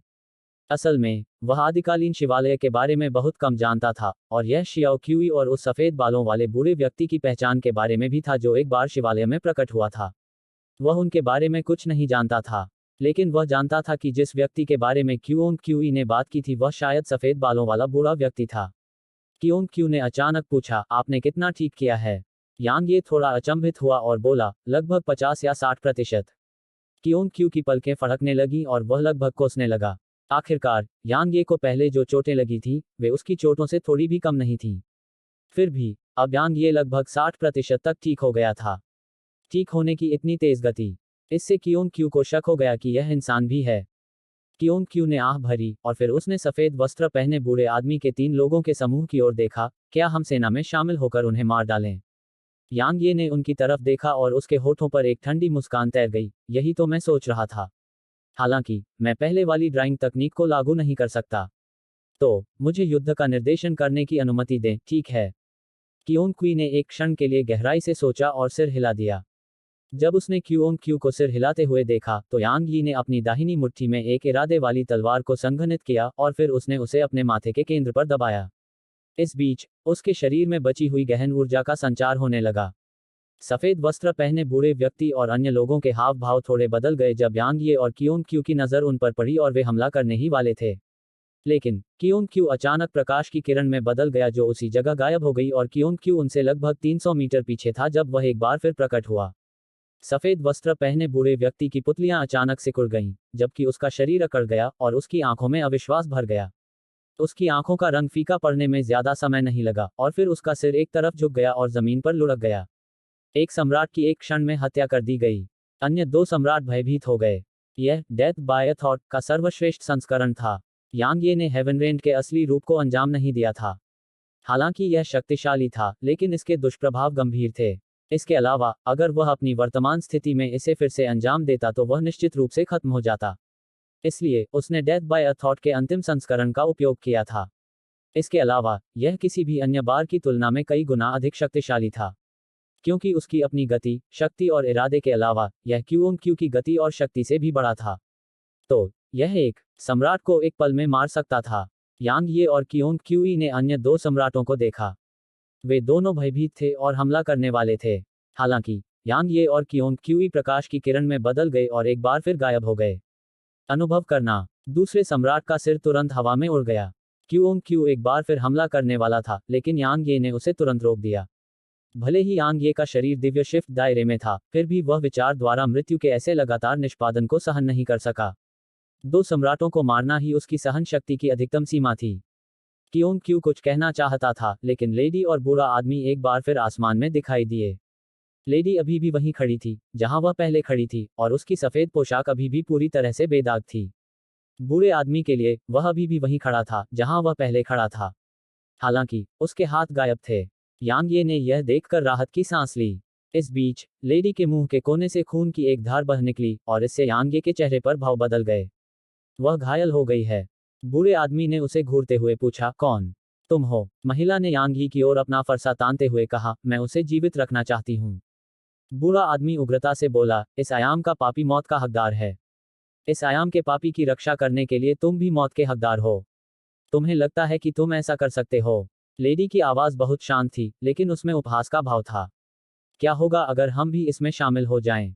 इस बीच दूर आसमान से एक आवाज गूंजी और फिर 20 सम्राट और एक लाल वस्त्र पहने बूढ़ा आदमी आसमान में दिखाई दिया। 21 सम्राट। उस हाथहीन बूढ़े आदमी और आखिरी सम्राट को मिलाकर यहाँ 23 सम्राट थे। लाल वस्त्र पहने बूढ़े व्यक्ति ने हाथहीन बूढ़े व्यक्ति की ओर देखा और कहा, डुआन म्यू, मुझे उम्मीद नहीं थी कि तुम्हारी भुजाएं भी अपंग होंगी। हाथहीन आदमी ने लाल वस्त्र पहने बूढ़े आदमी की ओर देखा, तुम मुझसे लड़ने की कोशिश क्यों नहीं करते? लाल वस्त्र पहने बूढ़े व्यक्ति ने लेडी को देखा, थोड़ी देर के लिए चुप हो गया और कहा, चाहे आप कहीं से भी हों, क्योंकि आपने हमारे तारकीय क्षेत्र के नियमों का उल्लंघन किया है, इसलिए आपको मरना होगा। तुम्हारी हिम्मत कैसे हुई? अचानक रेडियंट आयाम के टूटे हुए अवरोध के बाहर से एक उग्र चीख गूंजी। लाल वस्त्र पहने बूढ़े व्यक्ति और बिना हाथ वाले बूढ़े व्यक्ति के चेहरे पर उस चिल्लाने की आवाज सुनकर भाव बदल गए और वे पीछे मुड़े और आकाश की ओर देखने लगे। वह आवाज सुनकर लेडी की आंखों के कोने हल्के से फड़क उठे और फिर उसने धीरे से अपनी आंखें बंद कर लीं। कुछ ही देर में आग जैसे लाल कवच में एक मध्यम आयु वर्ग का व्यक्ति, जिसके हाथ में आग जैसा लाल भाला था, आकाश में प्रकट हुआ और उसके पीछे आग जैसे लाल कवच में 50 अन्य व्यक्ति थे। 51 सम्राट। यह दृश्य देखकर लाल वस्त्रधारी वृद्ध और भुजाविहीन वृद्ध के चेहरे तुरंत अत्यंत गंभीर हो गए। खास तौर पर जब उन्होंने उस अधेड़ उम्र के आदमी को देखा जो मैदान का नेतृत्व कर रहा था। उसकी आभा के आधार पर उसे यहाँ का सबसे मजबूत और सबसे भयानक अस्तित्व कहा जा सकता है। लाल रंग के भाले वाले अधेड़ उम्र के आदमी ने दोनों बूढ़ों की अनदेखी की और वह अपने पीछे दूसरों के साथ लेडी के पास गया। उसके बाद सभी ने आश्चर्य से देखा कि कैसे उसने लेडी के सामने घुटने टेके और कहा, स्वर्गीय ज्वाला हॉल के हॉल मास्टर फेन कैंग्यान, युवा मिस को बधाई देते हैं। मध्यम आयु वर्ग के व्यक्ति के पीछे खड़े 50 सम्राटों ने भी जल्दी से घुटने टेक दिए और उन्होंने एक स्वर में बोलने से पहले अपने सिर नीचे कर लिए, नमस्कार युवा मिस। वहां मौजूद हर कोई अवाक था। अध्याय 1155 महिला की पृष्ठभूमि। यांग यी सहित यहां मौजूद हर कोई दंग रह गया। उसने यह उम्मीद नहीं की थी कि वह न केवल मजबूत थी, बल्कि ऐसा लग रहा था कि उसकी पहचान भी साधारण नहीं थी। क्योंकि वह अधेड़ उम्र का आदमी जो उसके सामने घुटने टेक रहा था, निश्चित रूप से सम्राट दायरे से ऊपर का विशेषज्ञ था। लेकिन यह वास्तव में एक ऐसा विशेषज्ञ था जो लेडी के प्रति इतना सम्मान रखता था और यहां तक उसके सामने घुटने टेक देता था। उसकी पृष्ठभूमि क्या है? यांग ये का दिल जिज्ञासा से भर गया। लाल वस्त्र पहने वृद्ध व्यक्ति और बिना हाथ वाले व्यक्ति के चेहरे पर भी तुरंत गंभीर भाव प्रकट हो गए। इस बीच लेडी अपनी आंखें बंद करके चुप रही और फेन कैंग्यान और अन्य लोग चुपचाप घुटनों के बल बैठे रहे। यहाँ का माहौल काफी भारी था। काफी समय बीतने के बाद लेडी ने पूछा, घर कैसा है? फेन कैंग्यान ने सम्मानपूर्वक कहा, मैडम आपके बारे में बहुत चिंतित हैं और उन्होंने सभी 5 एलिमेंटल हॉल को आपको खोजने का काम सौंपा है, यंग मिस। यह सुनकर महिला ने अपनी मुट्ठियां थोड़ी सी भींच लीं और कुछ देर बाद वह बोली, उन्होंने अभी भी अपना मन नहीं बदला है ना? फैन कैंग्यन ने एक पल के लिए हिचकिचाहट के बाद कहा, युवा मिस, मुझे अपने कर्तव्य से परे कुछ कहने की अनुमति दें। भगवान और मैडम के पास कोई और विकल्प नहीं है। हमारे clouds of heaven stellar region को एक दुर्जय दुश्मन का सामना करना पड़ रहा है। हम पहले ही 1 दर्जन से ज्यादा दुनियाएं खो चुके हैं। अगर वाइल्डलैंड स्टेलर रीजन की मदद न होती तो हम शायद। फैन कैंग्यन ने आगे बोलने की हिम्मत नहीं की। पिताजी बूढ़े हो गए हैं। लेडी ने अचानक अपनी आंखें खोली और अपने हाथ में पकड़े हुए करधनी को देखा। इतने सालों पहले वारगॉड की वीर भावना जो इस करधनी पर निर्भर थी, कुछ दर्जन दुनियाओं को जीतने के लिए चली गई थी। इस समय उसकी आवाज में अनिच्छा और लाचारी का भाव था। फेन कैंग्यान ने इसका जवाब देने की हिम्मत नहीं की। लेडी ने अपने हाथ में थामे हुए हाल्बर्ट को देखा और कहा, जब उन्होंने मुझे यह दिया था तो उन्होंने मुझसे कहा था कि वारगॉड के नाम को बदनाम मत करो। मैंने उस उपाधि के कारण कभी भी ढिलाई बरतने की हिम्मत नहीं की और मैंने कभी भी इसे बदनाम नहीं किया। फिर भी अब वह चाहते हैं कि एक वॉर गॉड अपने हथियार नीचे रखे और अपने साम्राज्य को बचाने के लिए विवाह के माध्यम से गठबंधन करे। महिला ने अचानक मुड़कर यांग ये की ओर देखा और कहा, क्या आप जानते हैं कि मैं आपके बारे में सबसे ज्यादा क्या प्रशंसा करती हूँ? यांग ये चुप रहा। फेन कैंग्यान ने भी यांग ये को देखा और उसकी आंखों में घबराहट के भाव थे। लेडी ने यांग यी को देखा और कहा, जिन लोगों से मैं मिली हूं उनमें से तुम्हारी प्राकृतिक प्रतिभा को सिर्फ साधारण ही माना जा सकता है। जहां तक तुम्हारी बुद्धि की बात है तो इसे कई मौकों पर सिर्फ भयानक ही कहा जा सकता है। हालांकि तुम्हारे पास एक ऐसी चीज है जो तुमसे 10 गुना ज्यादा बुद्धि या प्राकृतिक प्रतिभा रखने वाले लोगों के पास नहीं है। इस बिंदु पर उसकी आवाज भारी हो गई। यह ऐसा है जैसे तुम समर्पण करने के बजाय मरना पसंद करोगे। चाहे तुम्हारे सामने कितने भी शक्तिशाली दुश्मन क्यों न हो, तुमने कभी भी झुकना या डरना नहीं दिखाया। जब तक वे तुम्हारे दुश्मन हैं, तब तक तुम अपनी तलवार खींचने की हिम्मत करोगे। बहुत से लोग ऐसा करने में सक्षम नहीं हैं। यहाँ तक कि मैं भी कई बार ऐसा करने में असमर्थ हूँ, और मेरे पिता के लिए भी यही बात है जिन्हें कभी युद्ध देवता कहा जाता था। एक हद तक तुम उनसे ज्यादा मर्दाना हो। फेन कैंग्यान ने जब उसकी बात सुनी तो उसकी आंखें तुरंत सिकुड़ गईं। यांग ये को तुरंत शर्मिंदगी महसूस हुई जब उसने उसकी इस तरह तारीफ सुनी। वह विनम्रता से कुछ शब्द बोलने ही वाला था, लेकिन लेडी ने आगे कहा, लेकिन तुम्हारे जैसा व्यक्ति लंबे समय तक जीवित नहीं रह सकता। वास्तव में यह एक चमत्कार है कि तुम अब तक जीवित रह पाए हो। यांग ये अवाक रह गया। इस बीच क्यों क्यों अचानक बोला, छोटी लड़की, तुम गलत हो। लेडी ने उसकी ओर देखा। क्यों ने आगे कहा, यह कोई चमत्कार नहीं था जिसने उसे अब तक जीवित रहने दिया। यह इसलिए है क्योंकि वह वफादार है। मैं कुछ समय से इस बच्चे के साथ हूँ। जैसा कि आपने कहा, मैंने एक बार सोचा था कि यह एक चमत्कार था कि वह अब तक जीवित रहने में सक्षम था। लेकिन बाद में मुझे एहसास हुआ कि ऐसा नहीं था। भले ही यह बच्चा निर्दयी, खूनी है और बिना पलक झपकाए हत्या करता है, लेकिन वह वफादार है। यही कारण है कि वह अब तक जीवित रहने में सक्षम है, क्योंकि हमेशा ऐसे लोग होते हैं जो उसकी मदद करने के लिए तैयार रहते हैं। बिल्कुल आपकी तरह। आप निश्चित रूप से उसकी मदद सिर्फ इसलिए नहीं कर रहे हैं क्योंकि आप उसकी प्रशंसा करते हैं कि वह कितना पागल है ना? लेडी चुप हो गई, जबकि अतीत के कुछ दृश्य उसके दिमाग में आने से नहीं रोक सके। कुछ देर चुप रहने के बाद लेडी ने अचानक हाथ हिलाया। एक पल में ही यहाँ का नज़ारा बदल गया और यह सितारों से भरी दुनिया बन गई। अनगिनत सितारों ने आसमान को ढक लिया था और यह बस मंत्रमुग्ध कर देने वाला था। केवल यांग ही और लेडी ही यहाँ थे। उसने उसकी ओर देखा और फिर धीरे से वहीं लेट गई और ऊपर तारों को देखने लगी। यांग ये एक पल के लिए हिचकिचाया और फिर वह उसके पास चला गया और वहीं लेट गया। यांग यी ने सबसे पहले चुप्पी तोड़ी, तो मुझे क्या बताना चाहते थे? उसने तारों वाले आसमान की ओर देखा और धीरे से बोली, मैं clouds of heaven stellar region से हूँ। उस स्टेलर रीजन में रेडियंट डायमेंशन जैसी 100 से ज्यादा छोटी दुनियाएं हैं। वे सभी मेरे कबीले के नियंत्रण में हैं और उन पर मेरे पिता ने कब्जा कर लिया था। उस समय उन्हें वार गॉड कहा जाता था और वे clouds of heaven stellar region में अजेय थे। इसलिए उन्हें पूरे स्टेलर रीजन को एकजुट करने में ज्यादा समय नहीं लगा। हालांकि एक शक्तिशाली दुश्मन सामने आया। वह दुश्मन बहुत शक्तिशाली था और मेरे पिता ने पहली बार हारने का अनुभव किया। वारगॉड, जो clouds of heaven stellar region में व्यवहारिक रूप से कभी नहीं हारा था, पहली बार हार गया था। उसके बाद मेरे स्टेलर रीजन को बार बार पीछे धकेला गया और 1 दर्जन से ज्यादा छोटी दुनियाएं हार गईं। महिला ने अचानक यांग ये की ओर देखा और कहा, क्या आप जानते हैं कि मेरी चोटें कहां से आईं? यांग ये ने अपना सिर हल्का सा हिलाया। लेडी ने बताया, मेरे पिता चाहते थे कि मैं अपने तारकीय क्षेत्र को वाइल्डलैंड्स तारकीय क्षेत्र के साथ विवाह में एकीकृत करूं ताकि हम इसकी सहायता प्राप्त कर सकें। मैं सहमत नहीं थी। मैंने वह हल्बर्ड पीसकीपर लिया जो मेरे पिता ने मुझे दिया था और उस व्यक्ति को चुनौती दी जिसने एक बार मेरे पिता को हराया था। मैं अपने पिता को साबित करना चाहती थी कि मैं क्लाउड्स ऑफ हेवन तारकीय क्षेत्र की रक्षा कर सकती हूँ। मुझे यकीन है कि आप जानते हैं कि इसका परिणाम क्या हुआ। मैं हार गई। मेरी साधना गिर गई और मुझे अपने भीतर ब्रह्मांडीय किरणों से अनंत पीड़ा सहनी पड़ रही है। यांग ये ने अचानक अपना हाथ बढ़ाया और उसका हाथ थाम लिया। वह उसे देखती रही, फिर भी वह खुद को छुड़ाने की कोशिश नहीं कर पाए और बस उसे देखती रही। यांग ये ने कहा, वे ब्रह्मांडीय किरणें अभी भी आपके भीतर हैं, है ना? उसने जवाब दिया, हाँ। यांग ये ने थोड़ा सिर हिलाया और अपनी आंखें बंद कर लीं। उसके अंदर के छोटे भंवर को अचानक घूमने में ज्यादा समय नहीं लगा। यह तेज और तेज होता गया और फिर यांग ये की बांह से चूषण बल की एक किरण बाहर निकली। महिला की पुतलियां सिकुड़ गईं। रुको। हालांकि चूषण बल और अधिक मजबूत होता गया। कुछ ही देर में उसके हाथ से 3 गहरे लाल धागे बह निकले और यांग ये के शरीर में प्रवेश कर गए। जैसे ही ऐसा हुआ, यांग ये की आंखें चौड़ी हो गईं जबकि उसकी आंखें लगभग अपनी जगह से बाहर निकल आई थीं।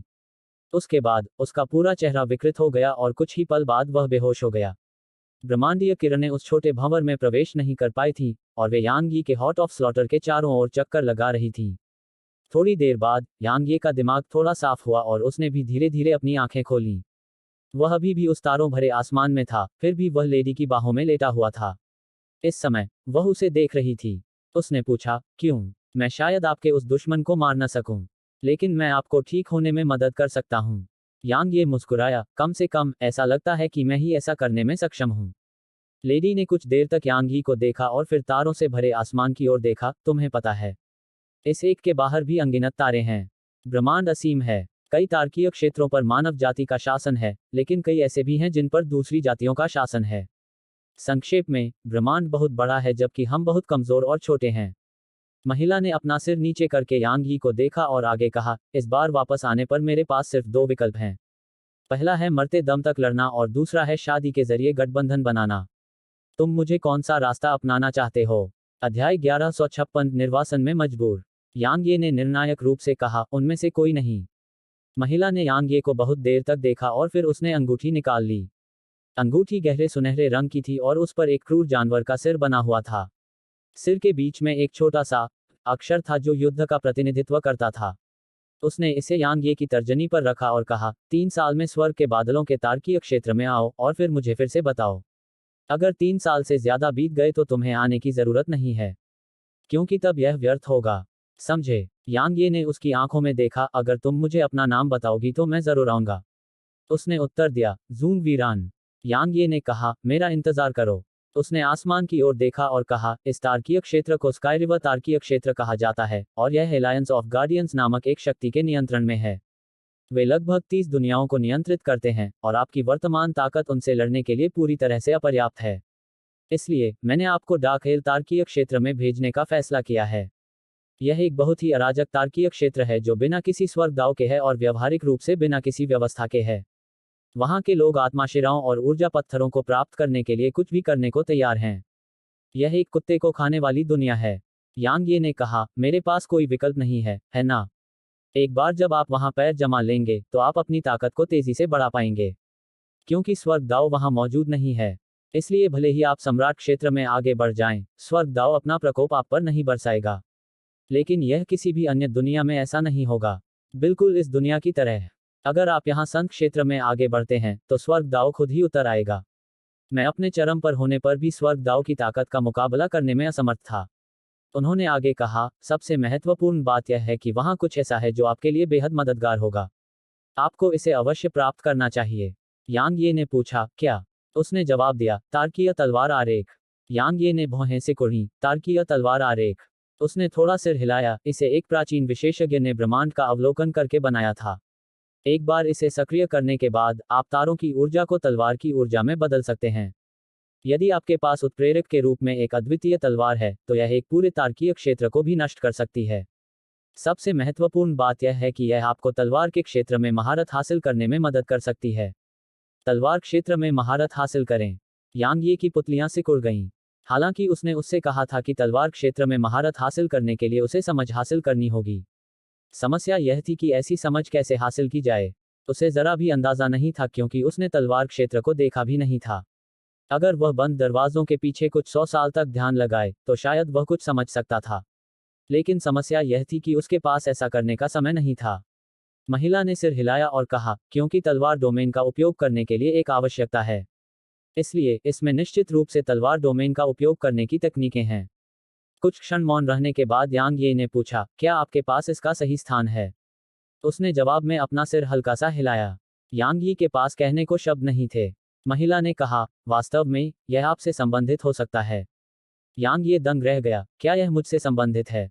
उसने उत्तर दिया, सृष्टि का वृक्ष याद है? यांग ये ने सिर हिलाया, बेशक। लेडी ने कहा, clouds of heaven stellar region में इतने सालों तक, जब मैं अभी भी छोटी थी, मेरी मुलाकात एक सफेद बालों वाले बूढ़े व्यक्ति से हुई, जिसने नीले और सफेद रंग का ताओवादी वस्त्र पहना हुआ था और घोड़े की पूंछ वाला एक विस्क पकड़ा हुआ था। वह किसी की तलाश कर रहा था और उसने मुझे ही वह व्यक्ति समझ लिया। अंत में उसने पाया कि उसे गलत व्यक्ति मिल गया है, लेकिन उसने कहा कि हमारा मिलना भाग्य था, इसलिए उसने मुझे एक सृजन का फल दिया और कुछ समय तक मुझे सिखाया। अंत में मैंने वह फल लगाया और वह सृजन का फल बन गया। नीला और सफेद दाववादी चोगा, घोड़े की पूंछ वाला झाड़ू। यांग ये ने भौहें सिकुड़ी और कुछ देर तक गहराई से सोचा और फिर उसकी आंखें अचानक चौड़ी हो गईं, यह वही है। यांग यी ने जिस व्यक्ति के बारे में बात की थी, वह स्वाभाविक रूप से वही बूढ़ा व्यक्ति था जो आदिकालीन शिवालय में प्रकट हुआ था। वह बूढ़ा व्यक्ति जो शियाओ क्यूई के समान ही स्थान से आया था। महिला ने कहा, उस समय उसके पास एक छोटा सा शिवालय था, वही छोटा सा शिवालय तुम्हारे भीतर भी था। अपनी चोटों को ठीक करने की मेरी इच्छा के अलावा एक और कारण था जिसके लिए मैंने तुमसे इसके लिए कहा। मुझे उम्मीद थी कि शिवालय का उपयोग करके वह उस व्यक्ति को खोजने में मदद करेगा जिसे वह खोज रहा था। लेकिन मुझे कभी उम्मीद नहीं थी कि इसने तुम्हें अपना स्वामी मान लिया होगा। यांग ये कुछ देर के लिए चुप हो गया और फिर बोला, क्या आप जानते हैं कि वह कितना शक्तिशाली था? बहुत मजबूत। लेडी ने यांग ये की आंखों में देखा और उसके चेहरे पर गंभीर भाव के साथ बोली, तुम्हें पता है, डार्क हेल्स टेलर रीजन कभी एक मध्यम दुनिया थी। यह लगभग 100 रेडियंट आयाम के आकार का था और इसमें अनगिनत विशेषज्ञ थे। हालांकि स्वर्गदाव और उस दुनिया के कुछ रहस्यमय विशेषज्ञों ने किसी कारण से उस बूढ़े आदमी को नाराज कर दिया था। उसके बाद उस दुनिया के स्वर्गदाव और उन रहस्यमय विशेषज्ञों का सफाया कर दिया गया। इसके अलावा यह एक छोटी दुनिया में सिमट कर रह गई और इसकी आत्मिक ऊर्जा धीरे धीरे सूख गई। इसके अलावा ऊर्जा की एक रहस्यमय बाधा ने इसे ढक दिया जिससे कोई भी इसे छोड़ने में सक्षम नहीं था। फिर भी वह एक अरब क्लोनों में से सिर्फ एक था। यांग ये अवाक रह गया। कुछ देर बाद यांग ये ने आखिरकार कहा, तार्किया तलवार आरेख का इससे क्या संबंध है? लेडी ने बताया, उस मध्यम दुनिया का सबसे शक्तिशाली विशेषज्ञ एक तलवार साधक था और उसने बूढ़े आदमी के साथ लड़ाई में तार्किया तलवार आरेख का उपयोग किया। उसने सितारों की ऊर्जा को नीचे खींच लिया और उन्हें तलवार की ऊर्जा में बदल दिया। अंत में बूढ़ा आदमी गायब हो गया, लेकिन वह भी मर गया। हालांकि तार्किया तलवार आरेख डार्क हेल तार्किय क्षेत्र के भीतर खो गया था। यांग ये थोड़ी देर चुप रही और बोली, मैं भविष्य में तुम्हें कैसे ढूंढूंगी? जब आपके पास पर्याप्त ताकत होगी तो आप स्वाभाविक रूप से पता लगा पाएंगे। अगर आपके पास पर्याप्त ताकत नहीं है तो यह जानना व्यर्थ है। जैसे ही उसने बोलना समाप्त किया, उसने अपना दाहिना हाथ हल्के से हिलाया। यहाँ दृश्य बदल गया और उनके आसपास के दृश्य को सामान्य होने में ज्यादा समय नहीं लगा। फैन कैंग्यान बोलने ही वाला था कि अचानक उसकी नजर यांग यी के हाथ में अंगूठी पर पड़ी। अंगूठी देखते ही उसके चेहरे पर अचानक से भाव बदल गए और वह गुस्से से बोला, तुम्हारी हिम्मत कैसे हुई? फेन कैंग्यान अचानक रुक गया क्योंकि लेडी उसकी ओर देख रही थी। मैंने उसे दे दिया। फेन कैंग्यान थोड़ा स्तब्ध रह गया और फिर उसका चेहरा बेहद बदसूरत हो गया। युवा मिस, उसे इसे रखने का क्या अधिकार है? यह तो, उसने जवाब दिया, क्या मुझे कुछ करते समय आपकी स्वीकृति की आवश्यकता है? फेन कैंग्यान ने जल्दी से अपना सिर नीचे किया और कांपती आवाज में बोला, नहीं। लेडी ने उससे अपनी नजर हटा ली और क्यों क्यू की ओर देखा। 10 साल तक उसके साथ रहो और मैं तुम्हें अभी बचा लूंगी। क्यों क्यू ने आसमान में लाल वस्त्र पहने बूढ़े आदमी के समूह पर नजर डाली। उसे बिना देर किए सिर हिलाकर सहमति जतानी पड़ी। आखिरकार 10 साल उसके लिए सिर्फ एक पल थे।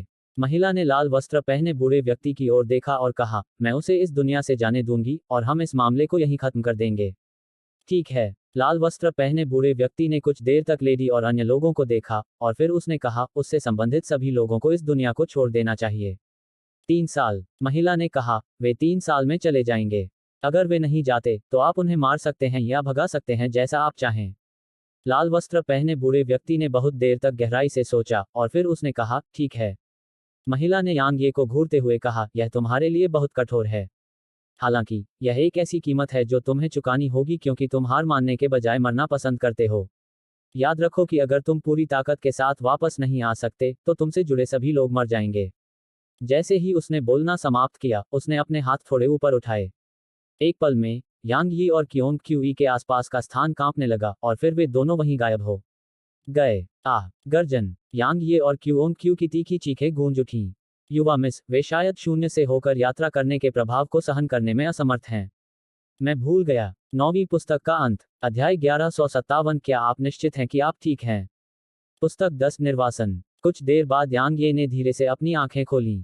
उसके सामने नीला आसमान और सफेद बादल नहीं बल्कि धूसर और धुंधला आसमान दिखाई दे रहा था।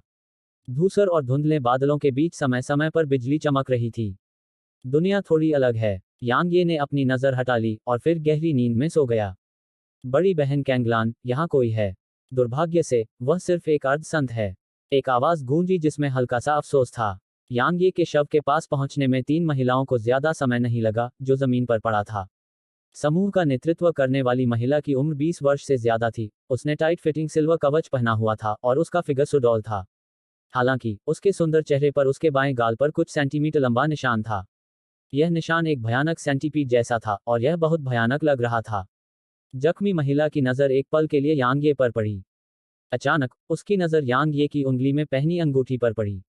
उसने अपना दाहिना हाथ हिलाया और अंगूठी तुरंत उसके हाथ में आ गई। उसके बगल में खड़ी एक महिला ने जल्दी से पूछा, क्या यह कोई स्थानिक अंगूठी है? क्या इसमें कोई ऊर्जा पत्थर है? जख्मी महिला ने अपना सिर थोड़ा हिलाया और फिर उसने खंजर निकाला और उसे हल्के से अंगूठी पर घुमाया। झनकार, चिंगारियां उड़ने लगी और फिर उसका खंजर तुरंत अनगिनत टुकड़ों में बिखर गया।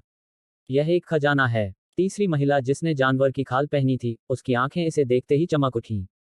आखिरकार, वह खंजर एक निम्न श्रेणी का दिव्य रैंक खजाना था। जख्मी महिला की आंखों में आश्चर्य की चमक थी। उसने अंगूठी को कुछ देर तक देखा और फिर उसे रख दिया। उसके बाद, उसकी नज़र यांग ये पर पड़ी। जानवर की खाल ओढ़े महिला ने पूछा, हमें उसके साथ क्या करना चाहिए? उसे मार डालो। बोलना समाप्त करते ही वह मुड़ी और चली गई। दूसरी महिला के मुंह के कोनों पर एक ठंडी मुस्कान उभरी और उसके हाथ में पकड़ा खंजर यांगी के गले की ओर बढ़ गया। झनकार, उसका खंजर तुरंत टूट गया, जबकि उसका शरीर कुछ दर्जन कदम पीछे धकेल दिया गया। जख्मी महिला ने चलना बंद कर दिया और यांग को देखने के लिए मुड़ी। दूसरी महिला ने भी ऐसा ही किया और उनकी आंखों में आश्चर्य की झलक थी। बड़ी बहन कैंगलान, वह शरीर को निखारने वाला लगता है। जानवर की खाल ओढ़े महिला ने आगे कहा, हम उसे बेच सकते हैं। जख्मी महिला ने एक क्षण तक गहराई से सोचा, फिर उसने सिर हिलाया और वहीं गायब हो गई। Dot dot dot. काफी देर बाद यांग ये ने धीरे से अपनी आंखें खोलीं और फिर उसने आसपास के माहौल पर नजर डाली। वह एकदम से दंग रह गया क्योंकि उसने देखा कि वह वास्तव में एक पिंजरे के भीतर था। यांग ये ने यह नहीं सोचा कि वह कहाँ है, इसके बजाय उसने जल्दी से अपनी चोटों का निरीक्षण किया। थोड़ी देर बीतने से पहले उसने राहत की सांस ली और धीरे से बोला, सौभाग्य से, मैं बस गंभीर रूप से घायल हूं। बाकी सब सामान्य है। लेकिन यांग ये को भौहें सिकोड़ने में ज्यादा समय नहीं लगा, क्योंकि उसने देखा कि उसके भीतर गहन ऊर्जा का एक भी निशान नहीं था। सबसे महत्वपूर्ण बात, उसने देखा कि आसपास कोई आध्यात्मिक ऊर्जा भी नहीं थी। नहीं, ऐसा नहीं था कि वहां कोई आध्यात्मिक ऊर्जा नहीं थी, लेकिन यह इतनी दुर्लभ थी कि व्यवहारिक रूप से इसका अस्तित्व ही नहीं था। यांग ये ने एक पल के लिए गहराई से सोचा और फिर उसने जल्दी से अपनी आंखें बंद कर ली ताकि वह तारों की ऊर्जा को अवशोषित कर सके। थोड़ी देर बाद उसने अपनी आंखें फिर से खोली और उसका चेहरा काफी भद्दा था, क्योंकि तारकीय ऊर्जा वास्तव में इस स्थान पर नहीं उतर सकती। चूंकि उसके पास कोई गहन ऊर्जा या तारकीय ऊर्जा नहीं थी, इसलिए छोटा भंवर उसके शरीर को बहाल नहीं कर सका। लेकिन उसका शरीर अभी दरारों से ढका हुआ था। दरअसल, अंतरिक्ष में यात्रा करते समय उसके शरीर को जो नुकसान हुआ था, वह कहीं ज्यादा गंभीर था, लेकिन तब भी उसके पास कुछ गहन ऊर्जा थी। इसलिए, छोटे भंवर की मदद से उसकी चोटें ठीक हो गई थीं। लेकिन अब, उसकी गहन ऊर्जा समाप्त हो चुकी थी। अचानक, यांग यी के चेहरे के भाव फिर बदल गए। उसने अचानक अपनी नजर अपने हाथ पर डाली और उसकी तर्जनी उंगली की अंगूठी गायब थी। उसकी अंगूठी। यांग यी का चेहरा उदास था। आखिरकार, लेडी ने ही उसे यह अंगूठी दी थी। भले ही उसे नहीं पता था कि यह किसका प्रतिनिधित्व करती है, फेन कैंग्यान की प्रतिक्रिया उसके लिए यह एहसास कराने के लिए पर्याप्त थी कि यह निश्चित रूप से बहुत महत्वपूर्ण थी। सबसे महत्वपूर्ण बात यह है कि यह लेडी ही थी जिसने उसे यह अंगूठी दी थी। यांग ये ने खुद को शांत करने की बहुत कोशिश की, क्योंकि सबसे महत्वपूर्ण बात थी ठीक होना। चूंकि आसपास कोई आत्मिक ऊर्जा नहीं थी और तारकीय ऊर्जा इस दुनिया में नहीं उतर सकती थी, इसलिए उसके पास ठीक होने का सिर्फ एक ही रास्ता था, और वह था ऊर्जा पत्थर। दुर्भाग्य से, अंतरिक्ष में यात्रा करते समय उसकी स्थानिक अंगूठी जो उसके ऊर्जा पत्थरों को रखती थी, नष्ट हो गई थी। कियोन क्यू। अचानक, यांग ये को कियोन क्यू के बारे में ख्याल आया और उसने जल्दी से अपनी नज़र अपनी छाती पर झुका ली। उसकी छाती पर एक हल्का सा कियोन क्यू के आकार का टैटू था। हालांकि, उसने कियोन क्यू को कैसे भी पुकारा, उसे कोई जवाब नहीं मिला। यांग यी का चेहरा और भी उदास हो गया। उसने तलवार की आत्मा को बुलाने की कोशिश की, लेकिन उसे भी कोई जवाब नहीं मिला। ऐसा लग रहा है कि वे सभी बुरी तरह घायल हो गए हैं। यांग ये खुद को रोक नहीं पाया और जोर से हंसने लगा। इस बार, उसके पास वास्तव में ताकत का एक टुकड़ा भी नहीं था। अचानक, जानवर की खाल में लिपटी एक महिला वहां आई। उसके ऊपरी और निचले शरीर पर जानवर की खाल का एक एक टुकड़ा लिपटा हुआ था और उसके शरीर का हर दूसरा हिस्सा खुला हुआ था। वह जंगली मोह का एहसास करा रही थी। उसका रूप सुंदर तो नहीं कहा जा सकता था, लेकिन बदसूरत भी नहीं था। एक उच्च पद की संत।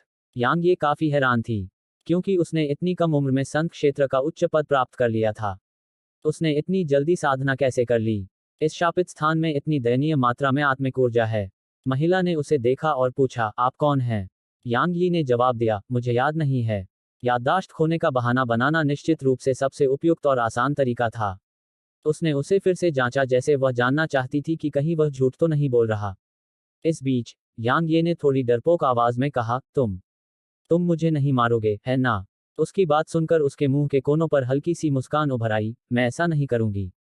क्योंकि तुम्हें लगभग 10,000 चरम श्रेणी के ऊर्जा पत्थरों के लिए बेचा जा सकता है। यांग ये दंग रह गया। उसने पलकें झपकाईं और कहा, तुम मुझे बेचने जा रहे हो? 10,000 चरम श्रेणी के ऊर्जा पत्थरों के लिए? हाँ। उसने एक नीले रंग की जड़ी बूटी निकाली और उसे यांग ये की छाती पर रख दिया।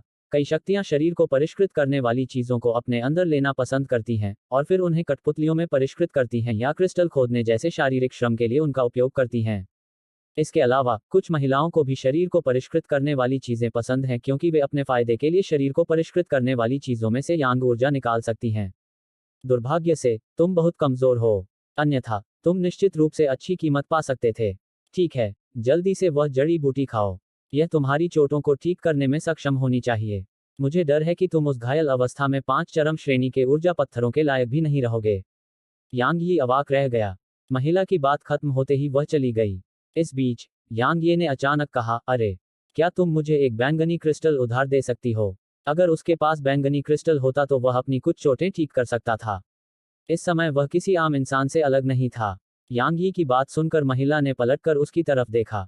वह बस उसे देखती रही और तब तक देखती रही जब तक कि वह असहज महसूस करने लगा। फिर उसने आखिरकार कहा, एक बैंगनी क्रिस्टल? क्या तुम चाहते हो कि मैं तुम्हें एक बैंगनी क्रिस्टल उधार दूं? यांग ये ने उसकी ओर देखा और कहा, चिंता मत करो, मैं इसे निश्चित रूप से तुम्हें वापस कर दूंगा। वह उसके पास गई और उसके सामने बैठ गई। क्या आप जानते हैं कि एक बैंगनी क्रिस्टल कितने चरम ग्रेड ऊर्जा पत्थरों के बराबर है? यांग यी को स्वाभाविक रूप से विनिमय दर याद आ गई। 1 मिलियन। 1 मिलियन। उसने यांग ये के सिर पर हाथ फेरा और कहा, क्या तुम वाकई ठीक हो? अध्याय 1158। असल में मैं आमतौर पर हत्या नहीं करता। यांग ये हैरान था, क्या गड़बड़ है? जानवर की खाल में लिपटी महिला ने कहा, भले ही बैंगनी क्रिस्टल बेहद कीमती होते हैं, लेकिन उनका 10 लाख चरम श्रेणी के ऊर्जा पत्थरों के बराबर होना असंभव है। एक एकल बैंगनी क्रिस्टल लगभग 100,000 चरम श्रेणी के ऊर्जा पत्थरों के बराबर है। यांग ये ने थोड़ा सा मुंह सिकुड़ा, लेकिन उसे समझने में ज्यादा समय नहीं लगा। उसे एहसास हुआ कि यहाँ की स्थिति शायद रेडियंट आयाम से अलग थी। उसने आगे कहा, आपको अधिकतम 10,000 चरम श्रेणी के ऊर्जा पत्थरों के लिए बेचा जा सकता है, जबकि एक बैंगनी क्रिस्टल आपके 10 के बराबर है। आप में से 10 भी बैंगनी क्रिस्टल के बराबर नहीं हो सकते हैं, फिर भी आप मुझे बैंगनी क्रिस्टल उधार देना चाहते हैं। आप वास्तव में बहुत बीमार हैं। इसके अलावा मुझे एक बैंगनी क्रिस्टल हासिल करने के लिए कुछ सालों तक बचत करनी है, इसलिए मैं आपको एक क्रिस्टल कैसे उधार दे सकता हूँ? मैं अभी भी अर्ध सम्राट दायरे में आगे बढ़ने का इरादा रखता हूँ। यांग यी अवाक रह गया। जल्दी से वह जड़ी बूटी खा लो। अगर तुम जल्द से जल्द ठीक नहीं हुए, तो बड़ी बहन कैंगलान तुम्हें मार डालेगी। वह बेकार लोगों को जिंदा नहीं रखती। अपनी बात खत्म करते ही वह मुड़ी और चली गई। यांग ये ने अपनी मुट्ठी में जड़ी बूटी को देखा और वह बिल्कुल अवाक रह गया। यह दुनिया वास्तव में क्या है? बैंगनी क्रिस्टल और चरम श्रेणी के ऊर्जा पत्थर वास्तव में बहुत कीमती हैं। अचानक जानवर की खाल ओढ़े महिला पास आई और बोली, चलो चलें। यांग ये ने पूछा, तुम मुझे जाने दे रहे हो? उसने यांग ये के सिर पर हाथ मारा और कहा, तुम सपना देख रहे हो। तुम वाकई बिल्कुल भी सामान्य नहीं लग रहे हो। तुम्हें पकड़ लिया गया है और तुम्हें बेचा जाने वाला है। लेकिन तुम बिल्कुल भी दुखी नहीं लग रहे हो और तुम डरे हुए भी नहीं हो। यांग ये थोड़ा स्तब्ध रह गया और फिर वह बेहद गंभीर तरीके से बोला, तुम इतनी सुंदर और दयालु हो, तो तुम इतना क्रूर काम कैसे कर सकती हो? है ना? मेरी चापलूसी करना बंद करो। मैं तुम पर ध्यान देने की जहमत नहीं उठा सकती अगर तुम किसी की तरह नहीं दिखती। बकवास बंद करो और मेरे साथ आओ। हमने पास में एक पर्वत श्रृंखला देखी है और वहां एक आत्मा की नस हो सकती है। जैसे ही उसने बोलना समाप्त किया, उसने यांग ये को कंधे से पकड़ लिया और कालकोठरी से बाहर निकलने लगी। Dot dot dot. कालकोठरी से बाहर निकलते ही यांग ये ने आसमान की ओर देखा। यह धूसर और धुंधला था, जबकि धूसर और धुंधले बादलों के बीच समय समय पर बिजली चमक रही थी। आसपास कुछ आध्यात्मिक ऊर्जा थी, लेकिन यह बेहद दुर्लभ थी। जैसा कि लेडी ने कहा था, यह एक ऐसी दुनिया थी जहां आध्यात्मिक ऊर्जा लगभग सूख चुकी थी। इस पल उसे समझ में आया कि यहाँ ऊर्जा पत्थर इतने कीमती क्यों थे। ऊर्जा पत्थर आध्यात्मिक ऊर्जा से बने थे। चूंकि यहाँ आध्यात्मिक ऊर्जा बहुत दुर्लभ थी, इसलिए ऊर्जा पत्थर स्वाभाविक रूप से बेहद कीमती थे। यांग यी ने अपने विचारों पर काबू पाया और दूर की ओर देखा। दूर पर 1 दर्जन से अधिक महिलाएं थीं और उनमें से सबसे कमजोर एक संत थी। समूह का नेतृत्व करने वाली महिला के चेहरे पर एक निशान था और वह उनमें सबसे मजबूत थी। वह एक उच्च पद की संत थी। जब वह एक उच्च पद की संत थी, तो उसने यांग ये को वही एहसास दिया जो एक अर्ध सम्राट उसे देता। यांग ये ने अपने दिल में सोचा, इस दुनिया के प्रतिभाशाली लोग बिल्कुल भी सरल नहीं हैं। जख्मी महिला के पास खड़ी एक महिला ने यांग यी और जानवर की खाल ओढ़े महिला को देखकर भौहें सिकोड़ लीं। नान शून, क्या हमने तुम्हें उसे मारने के लिए नहीं कहा था? तुम उसे यहाँ क्यों लेकर आई हो? यांग यी अवाक रह गया। जानवर की खाल ओढ़े हुए उस औरत ने, जिसका नाम नानशून था, उस जख्मी औरत को घूरते हुए कहा, बड़ी बहन कैंगलान, इस आदमी को मेरे साथ रहने दो। वैसे भी, उसे मारने से कोई आत्मिक ऊर्जा नहीं आएगी। जख्मी महिला के पास खड़ी महिला ने कहा, नानशून, क्या तुम अभी भी उस आदमी, लिन जिंग के बारे में सोच रही हो? वह डार्क स्काई संप्रदाय का अनुयायी है, और वह तुम्हें बहुत पहले ही भूल चुका है। जागो, गुलेन, क्या तुम पिटाई चाहती हो? नानशून ने अपनी मुट्ठियां भींच लीं और उस महिला को घूरने लगी, और वह एक उग्र बाघिन की तरह लग रही थी। यांग ये ने नानशून की ओर देखा। क्या यह हो सकता है कि मैं वास्तव में उस आदमी, लिन जिंग की शक्ल से काफी मिलती जुलती हूँ? कोई बात नहीं, यह अच्छी बात है। आखिरकार, अगर उसकी सुरक्षा न होती, तो शायद वह। बस, इस बीच, जख्मी महिला ने नानशून को देखा, आप चाहें तो उसे अपने साथ ले जा सकते हैं, लेकिन अगर वह बोझ साबित हुआ तो मैं खुद उसे मार दूंगी। यांग ये ने जख्मी महिला की तरफ देखा। ऐसा लग रहा था कि उसने यांग ये की निगाहें देख ली थीं और उसने भी उसकी तरफ देखा। हालांकि, यांग ये ने पहले ही अपनी नजरें हटा ली थीं और नानशून के पीछे खड़ा हो गया था। जख्मी महिला की भौहें थोड़ी सिकुड़ी हुई थीं, लेकिन वह कुछ नहीं बोली। इस बीच, एक और महिला अचानक दूर से दौड़ती हुई आई, और उसके चेहरे पर उत्साह और प्रसन्नता की झलक थी। बड़ी बहन कैंगलान, हमने आगे एक अकेले संत को देखा, और वह घायल भी लग रहा है। यह सुनते ही उस जख्मी महिला के पास खड़ी दूसरी महिलाओं की आंखें चमक उठीं और उनकी आंखों में भी उत्साह और खुशी की झलक दिखी। उसके बाद, वे जख्मी महिला को देखने लगीं। चलो चलें। जैसे ही उसने कहा, जख्मी महिला और अन्य लोग दूर की ओर भाग गए। नानशून ने यांग ये को पकड़ लिया और उड़ गया। आओ, चलो उसे मार डालें। यांग ये ने पूछा, क्या वह व्यक्ति आपका दुश्मन है? नानशून ने उत्तर दिया, नहीं। यांग ये हैरान था, तो फिर तुम सब उसे क्यों मारने जा रहे हो? नानशून ने उत्तर दिया, क्या मूर्ख है? जब संत मारे जाएंगे तो आत्मिक ऊर्जा फूटेगी। यांग ये का चेहरा जम गया, और थोड़ी देर बाद उसने कहा, क्या आप सभी उसे मार देंगे क्योंकि उसके मरते ही आत्मिक ऊर्जा फूट पड़ेगी? नानशून ने जवाब दिया, और क्यों? यांग ये को लगा कि उसकी बुद्धि इतनी कमजोर है कि वह यह सब समझ नहीं सकता। जब कोई संत गिरता है, तो उस संत के भीतर की आध्यात्मिक ऊर्जा दुनिया में वापस आ जाती है। यांग ये स्वाभाविक रूप से इस बात से वाकिफ था, लेकिन उसने यह उम्मीद नहीं की थी कि ये महिलाएं वास्तव में उस आध्यात्मिक ऊर्जा के कारण किसी ऐसे व्यक्ति को मारना चाहती हैं, जिसका उनसे कोई दुश्मनी नहीं है। यांग ये ने जब इस बिंदु तक सोचा, तो वह डर की लहर महसूस किए बिना नहीं रह सका। क्योंकि अगर वह संत होता, तो शायद वे उसे मार देते। भले ही उसका शरीर दिव्य शिफ्ट क्षेत्र में था, लेकिन अगर वे वास्तव में चाहते तो वे उसे मार सकते थे। ज्यादा से ज्यादा, उन्हें थोड़ा और प्रयास करना होगा। आखिरकार, दिव्य शिफ्ट क्षेत्र अजेय नहीं था।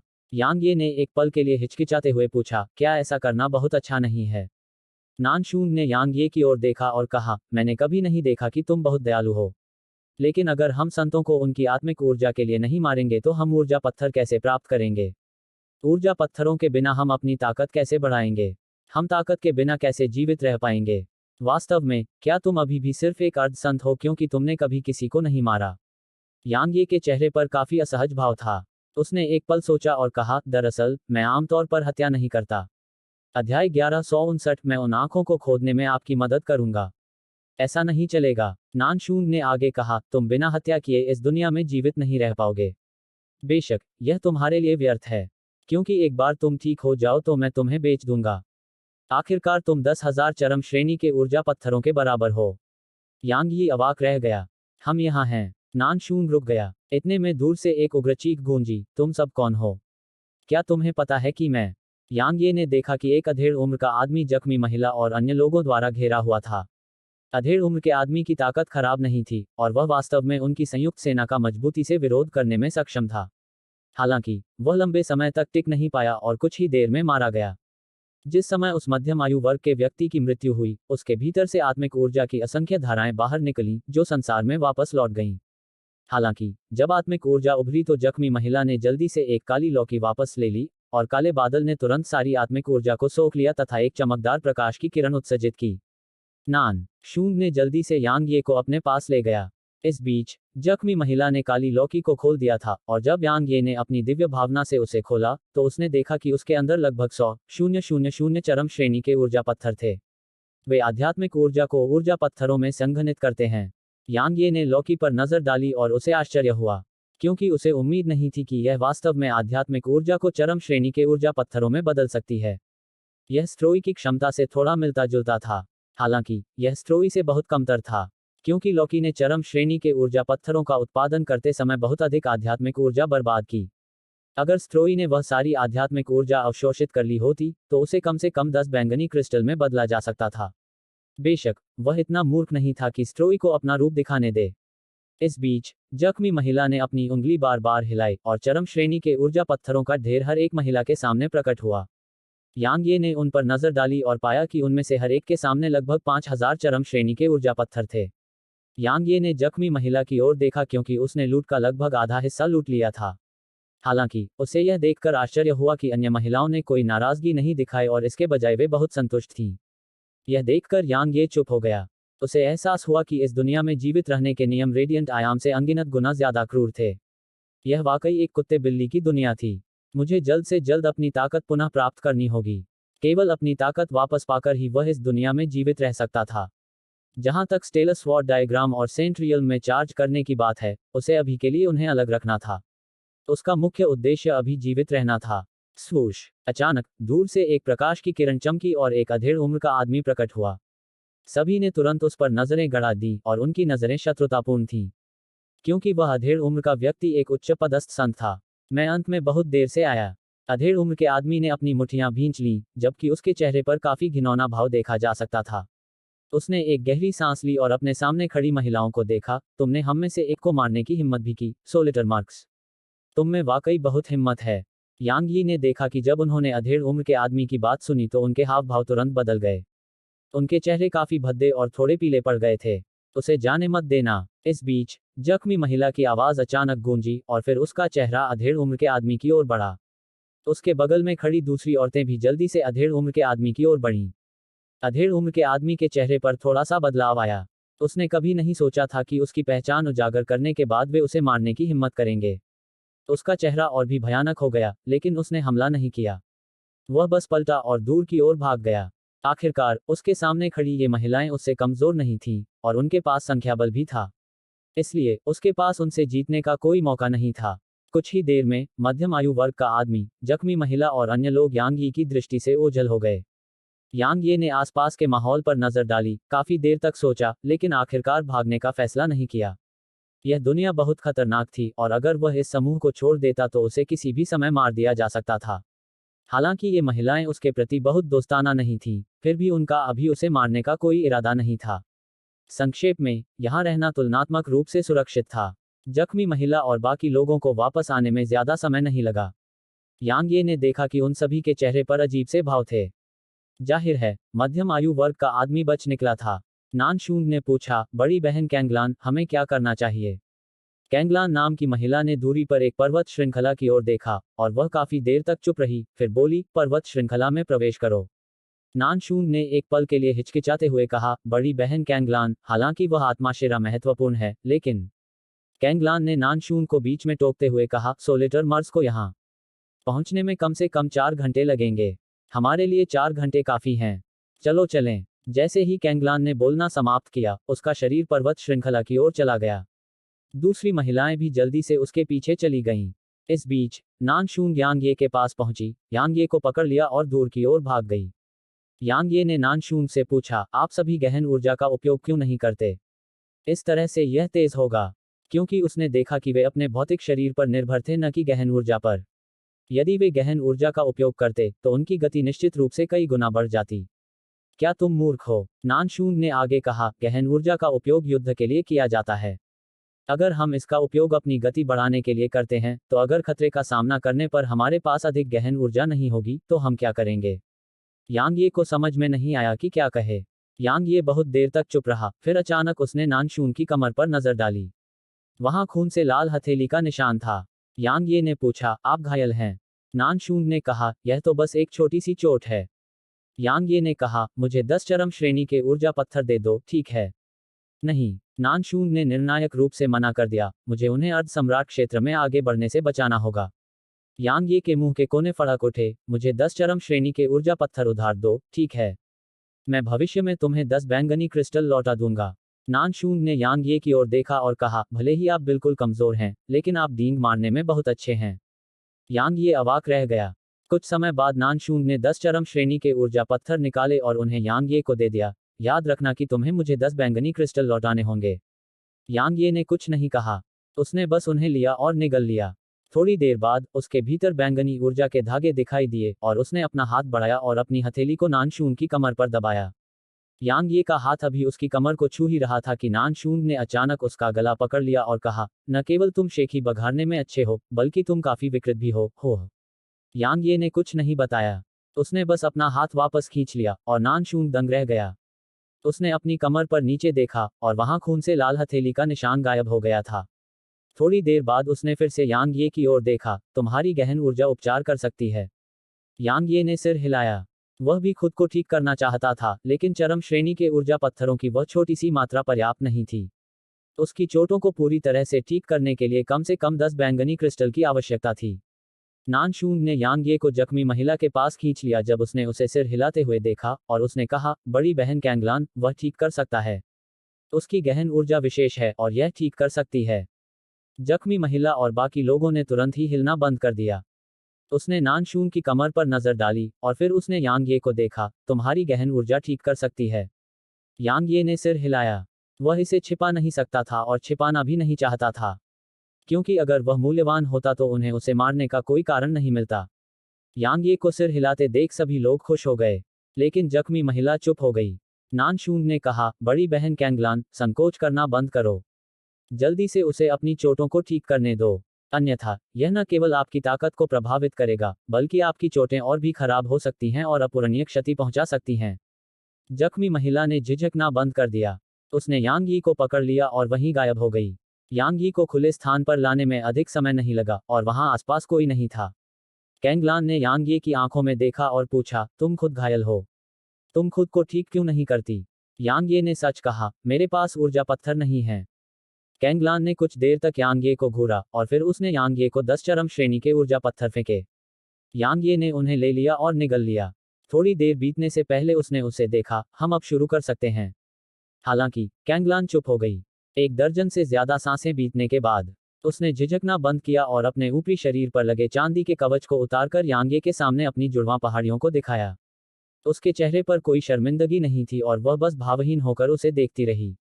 यह यांग यी का पहला मौका नहीं था, इसलिए वह स्वाभाविक रूप से अपनी आंखों के सामने के दृश्य से मोहित नहीं हुआ। उसकी नज़र उसकी छाती पर पड़ी और उसने देखा कि उसकी छाती के बीच में एक तलवार से खड़ी चोट लगी हुई थी। यह 20 सेंटीमीटर से ज्यादा लंबी थी। यांग ये ने जब चोट देखी तो उसकी भौहें तन गईं। कुछ देर बाद उसने सिर हिलाया, मैं इसे ठीक नहीं कर सकता। कैंगलान ने कहा, तो मर जाओ। यांग ये के मुंह के कोने फड़क उठे, मेरी गहन ऊर्जा पर्याप्त नहीं है। आपकी वह चोट किसी साधारण विशेषज्ञ द्वारा नहीं लगाई गई थी। मुझे उसे ठीक करने के लिए कम से कम 1000 चरम श्रेणी के ऊर्जा पत्थरों की आवश्यकता होगी। कैंगलान ने यांग ये को 1000 चरम श्रेणी ऊर्जा पत्थर फेंके। यांग ये ने अपनी सांसें बर्बाद नहीं की। वह कैंगलान के पास गया और शुरू करने ही वाला था, लेकिन उसे कुछ याद आ गया और उसने उसे देखा। मैं तुम्हारी चोटों को ठीक कर रहा हूं और तुम्हारा फायदा नहीं उठा रहा हूं। तुम्हें यह बात समझनी चाहिए, है न? कैंगलान ने कहा, आप क्या कहना चाह रहे हैं? तुम इस तथ्य का उपयोग नहीं करोगे कि मैंने तुम्हारा शरीर देखा है या उसे छुआ है, मुझे मारने के बहाने के रूप में, है ना? यांग ये ने महसूस किया कि उसे चीजों को ठीक करना होगा क्योंकि वह वास्तव में अब उससे लड़ने का जोखिम नहीं उठा सकता था। कैंगलान ने कुछ देर तक उसे देखा और कहा, मैं तुम्हें नहीं मारूंगा। यांग ये ने सिर हिलाया। उसने झिझकना बंद कर दिया और अपना हाथ उसकी छाती पर रख दिया, इससे पहले कि उसके भीतर की बैंगनी ऊर्जा बाहर निकल आए। दरअसल उसकी चोटें गंभीर नहीं थीं।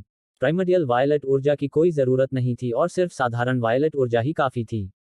बेशक यह यांग ये की वायलेट ऊर्जा के लिए गंभीर नहीं थी, लेकिन अगर उसे खुद को ठीक करने के लिए बनाया गया होता तो उसे ठीक होने में कम से कम 1 महीना लग सकता था।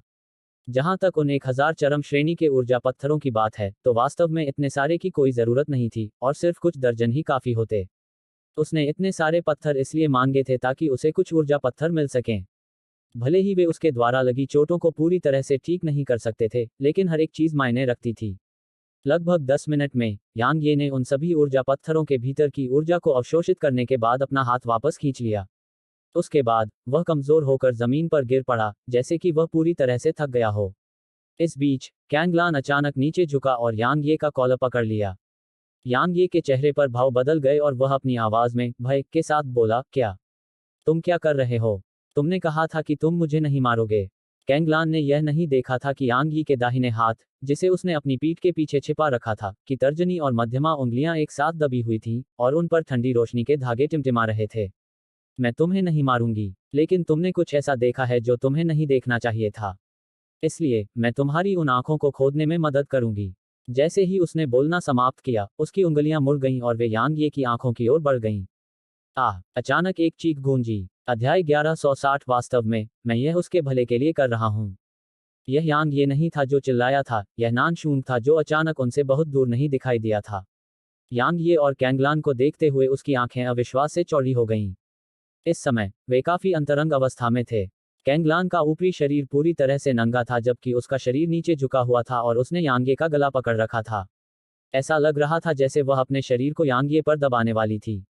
इसके अलावा, यांगे का बायां हाथ अचानक कैंगलान की छाती से दब गया। नानशून के दृष्टिकोण से ऐसा लग रहा था जैसे यांगे कैंगलान की छाती को छू रहा था। नानशून की चीख के कारण कैंगलान की उंगलियां यांगे की आंखों से आधे इंच से भी कम दूरी पर रुक गई थीं। इस बीच, नानशून की चीख सुनकर अन्य महिलाएं दौड़कर आईं और जब उन्होंने यांगे और कैंगलान की स्थिति देखी तो वे सभी दंग रह गईं और उनके चेहरे पर अजीब भाव प्रकट हुए। नानशून एक पल के लिए झिझकी और धीरे से बोली, बड़ी बहन कैंगलान। ओह, यह इसके लिए सही समय नहीं है। बाकी लोगों ने जल्दी से सिर हिलाकर अपनी सहमति प्रदर्शित की। कैंगलान ने अपनी उंगलियां वापस खींच लीं और यांगे को देखा। यांगे का चेहरा पीला पड़ गया था जबकि उसकी आंखों में भय भरा हुआ था और उसका शरीर भी हल्का हल्का कांप रहा था। कितना बेकार। जैसे ही उसने बोलना समाप्त किया, कैंगलान खड़ी हो गई, अपने कपड़े पहने, और बोली, चलो चलें। उसके बोलना समाप्त करते ही उसका रूप वहीं गायब हो गया। यांगे ने कैंगलान की ओर देखा जो दूर की ओर गायब हो गई थी, और उसके बाएं हाथ की ठंडी रोशनी तुरंत गायब हो गई थी। पहले, उसे उम्मीद थी कि जब वह उसे ठीक कर रहा होगा तो वह उसे नहीं छोड़ेगी। इसलिए, उसने खुद को ठीक करने के लिए अतिरिक्त गहन ऊर्जा का उपयोग नहीं किया था, और इसके बजाय उसने इसे संग्रहित किया था। वह गहन ऊर्जा उसके लिए तलवार की ऊर्जा की एक किरण छोड़ने के लिए पर्याप्त थी। चूंकि वे अभी एक दूसरे के इतने करीब थे, इसलिए उसे 60% भरोसा था कि उसकी तलवार की ऊर्जा उसे मार सकती है। भले ही वह ऐसा न कर सके, उसके पास एक और बैकअप चाल थी, और वह थी क्षय नियम। यांगे ने अपना बायां हाथ उसकी छाती पर नहीं रखा था क्योंकि वह मरने से पहले उसका फायदा उठाना चाहता था। अगर नानशूंग अभी नहीं पहुंची होती, तो उसकी तलवार की ऊर्जा और क्षय नियम कैंगलान पर हमला कर देते। बेशक, अगर कैंगलान मर भी गया तो भी वह खत्म हो जाएगा, क्योंकि उसके भीतर की गहन ऊर्जा केवल उस एक हमले के लिए ही पर्याप्त थी। इसके अलावा, क्योंकि उसका शरीर और मेरिडियन क्षतिग्रस्त हो गए थे, क्षय कानूनों और तलवार की ऊर्जा का जबरदस्ती उपयोग करने से निश्चित रूप से उसकी चोटें और भी खराब हो जाएंगी। उस समय, वह नानशूंग और अन्य लोगों का सामना करने के लिए केवल मौत के आने का इंतजार कर सकता था। सौभाग्य से, नानशूंग आ गया था। बाकी लोगों ने यांगे की ओर देखा और फिर जल्दी से कैंगलान के पीछे चले गए। नानशूंग यांगे के पास चली गई। उसने कुछ नहीं कहा और समूह के पीछे जाने से पहले यांगे को पकड़ लिया। यांगे ने नानशूंग को यात्रा करते हुए देखा, तुम सिर्फ मुझे बचाने के लिए आए हो। नानशूंग और अन्य लोग मूर्ख नहीं थे। अगर वे यह नहीं समझ पाए होते कि कैंगलान यांगे के खिलाफ कार्रवाई करने का इरादा रखता था, तो वे वास्तव में मूर्ख होते। नानशूंग ने उदासीनता से कहा, आप इसे आपके लिए खराब करने के लिए मुझे दोष नहीं देते हैं, है ना? यांगे ने मुस्कुराते हुए कहा, धन्यवाद। भले ही वह उसकी देखभाल कर रही थी क्योंकि वह किसी की तरह दिखता था, लेकिन यह उसके लिए महत्वपूर्ण नहीं था। महत्वपूर्ण बात यह थी कि वह इस दयालुता को याद रखेगा। नानशूंग ने कुछ नहीं कहा। यांगे ने कैंगलान की ओर देखा जो आगे थी और कहा, मेरी अंगूठी उसके पास है ना? नानशूंग ने अचानक यांगे को देखा जब उसने उसे सुना, यह सबसे अच्छा है अगर तुम उस बारे में बात नहीं करते। अन्यथा, बड़ी बहन कैंगलान निश्चित रूप से तुम्हें मार डालेगी। मैं तुम्हें एक बात बता दूं, तुम कल्पना नहीं कर सकते कि उसने कितने लोगों को मारा है। उसकी राय में, उसके पक्ष के लोगों के अलावा, वह किसी और पर दया नहीं करती है। यदि तुम जीना चाहते हो, तो यह सबसे अच्छा है कि तुम इसे भूल जाओ। यांगे ने सिर हिलाया। वह अभी तक ठीक नहीं हुआ था, इसलिए स्वाभाविक रूप से वह मौत की तलाश नहीं करेगा। नानशूंग ने अचानक पूछा, आपको पुनर्प्राप्त करने के लिए लगभग कितने चरम ग्रेड ऊर्जा पत्थरों की आवश्यकता होगी? यांगे ने जब उसकी बात सुनी तो वह बहुत खुश हुआ और जल्दी से जवाब दिया, मुझे पूरी तरह से ठीक होने के लिए लगभग 10 बैंगनी क्रिस्टल की आवश्यकता है। अगर लक्ष्य सिर्फ थोड़ा ठीक होना है, तो मुझे लगभग। रुको, नानशूंग ने अचानक यांगे को बीच में टोकते हुए कहा, मैं बस पूछ रहा था। मेरा कोई और इरादा नहीं है। यांगे अवाक रह गया। उन्हें पर्वत श्रृंखला में प्रवेश करने में ज्यादा समय नहीं लगा। कैंगलान के बगल में एक महिला सफेद रंग की जेड डिस्क पकड़े हुए थी जो कंपास की तरह लग रही थी और उस पर एक सफेद जेड सुई भी लगी हुई थी। एक बार जब कैंगलान का समूह पर्वत श्रृंखला में प्रवेश कर गया तो उन्होंने सुई के मार्गदर्शन के अनुसार यात्रा की। इस बीच कैंगलान के पास खड़ी महिला ने अचानक कहा, बड़ी बहन कैंगलान, ऊर्जा डिटेक्टर प्रतिक्रिया कर रहा है। दूसरों ने देखा कि डिस्क पर जेड सुई लगातार हिल रही थी और एक निश्चित दिशा की ओर इशारा कर रही थी। वे सभी खुश थे और यहां तक कैंगलान ने भी हल्की मुस्कान दिखाई। हालांकि यांग ये ने भौहें सिकोड़ लीं। चलो चलें, गति बढ़ाओ। कैंगलान ने बोलना समाप्त करते ही आक्रमण का नेतृत्व किया। बाकी लोग जल्दी से उसके पीछे चले गए। नानशून ने यांग ये को पकड़ लिया और उनके पीछे जाने ही वाला था, लेकिन यांग ये ने अचानक उसका हाथ पकड़ लिया और कहा, यह खतरनाक है। क्योंकि उसके पास कोई गहन ऊर्जा नहीं थी, इसलिए उसकी दिव्य भावना उसके भीतर से बाहर नहीं निकल पाई। लेकिन उसके अंदर अभी भी खतरे के प्रति अपनी सहज प्रवृत्ति थी और इसने उसे बताया कि आगे खतरा है। चूंकि उसे यह खतरनाक लगा, इसलिए यह निश्चित रूप से कोई साधारण खतरा नहीं था। यांग ये ने अभी बोलना समाप्त ही किया था कि कैंगलान अचानक यांग ये के पास आया। खतरा? तुमने कहा कि यह खतरनाक है। तुम्हें यह कैसे पता चला?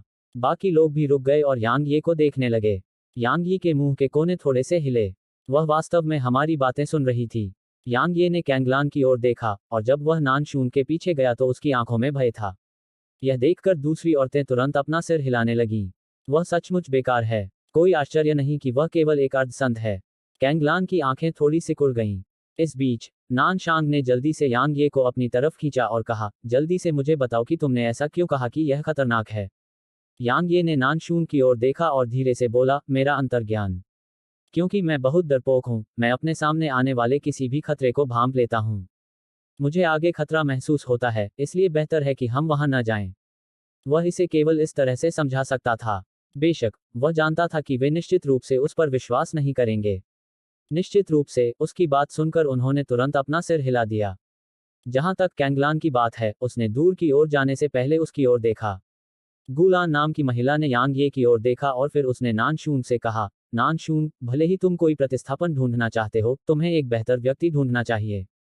यह आदमी बिल्कुल बेकार है।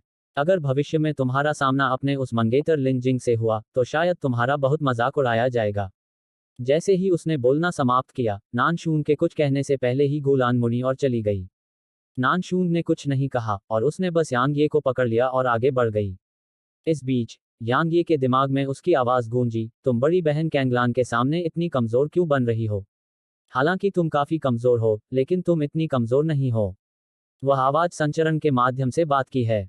यांग ये एक पल के लिए हिचकिचाया और फिर बोला, वास्तव में मैंने ऐसा उसके भले के लिए किया था।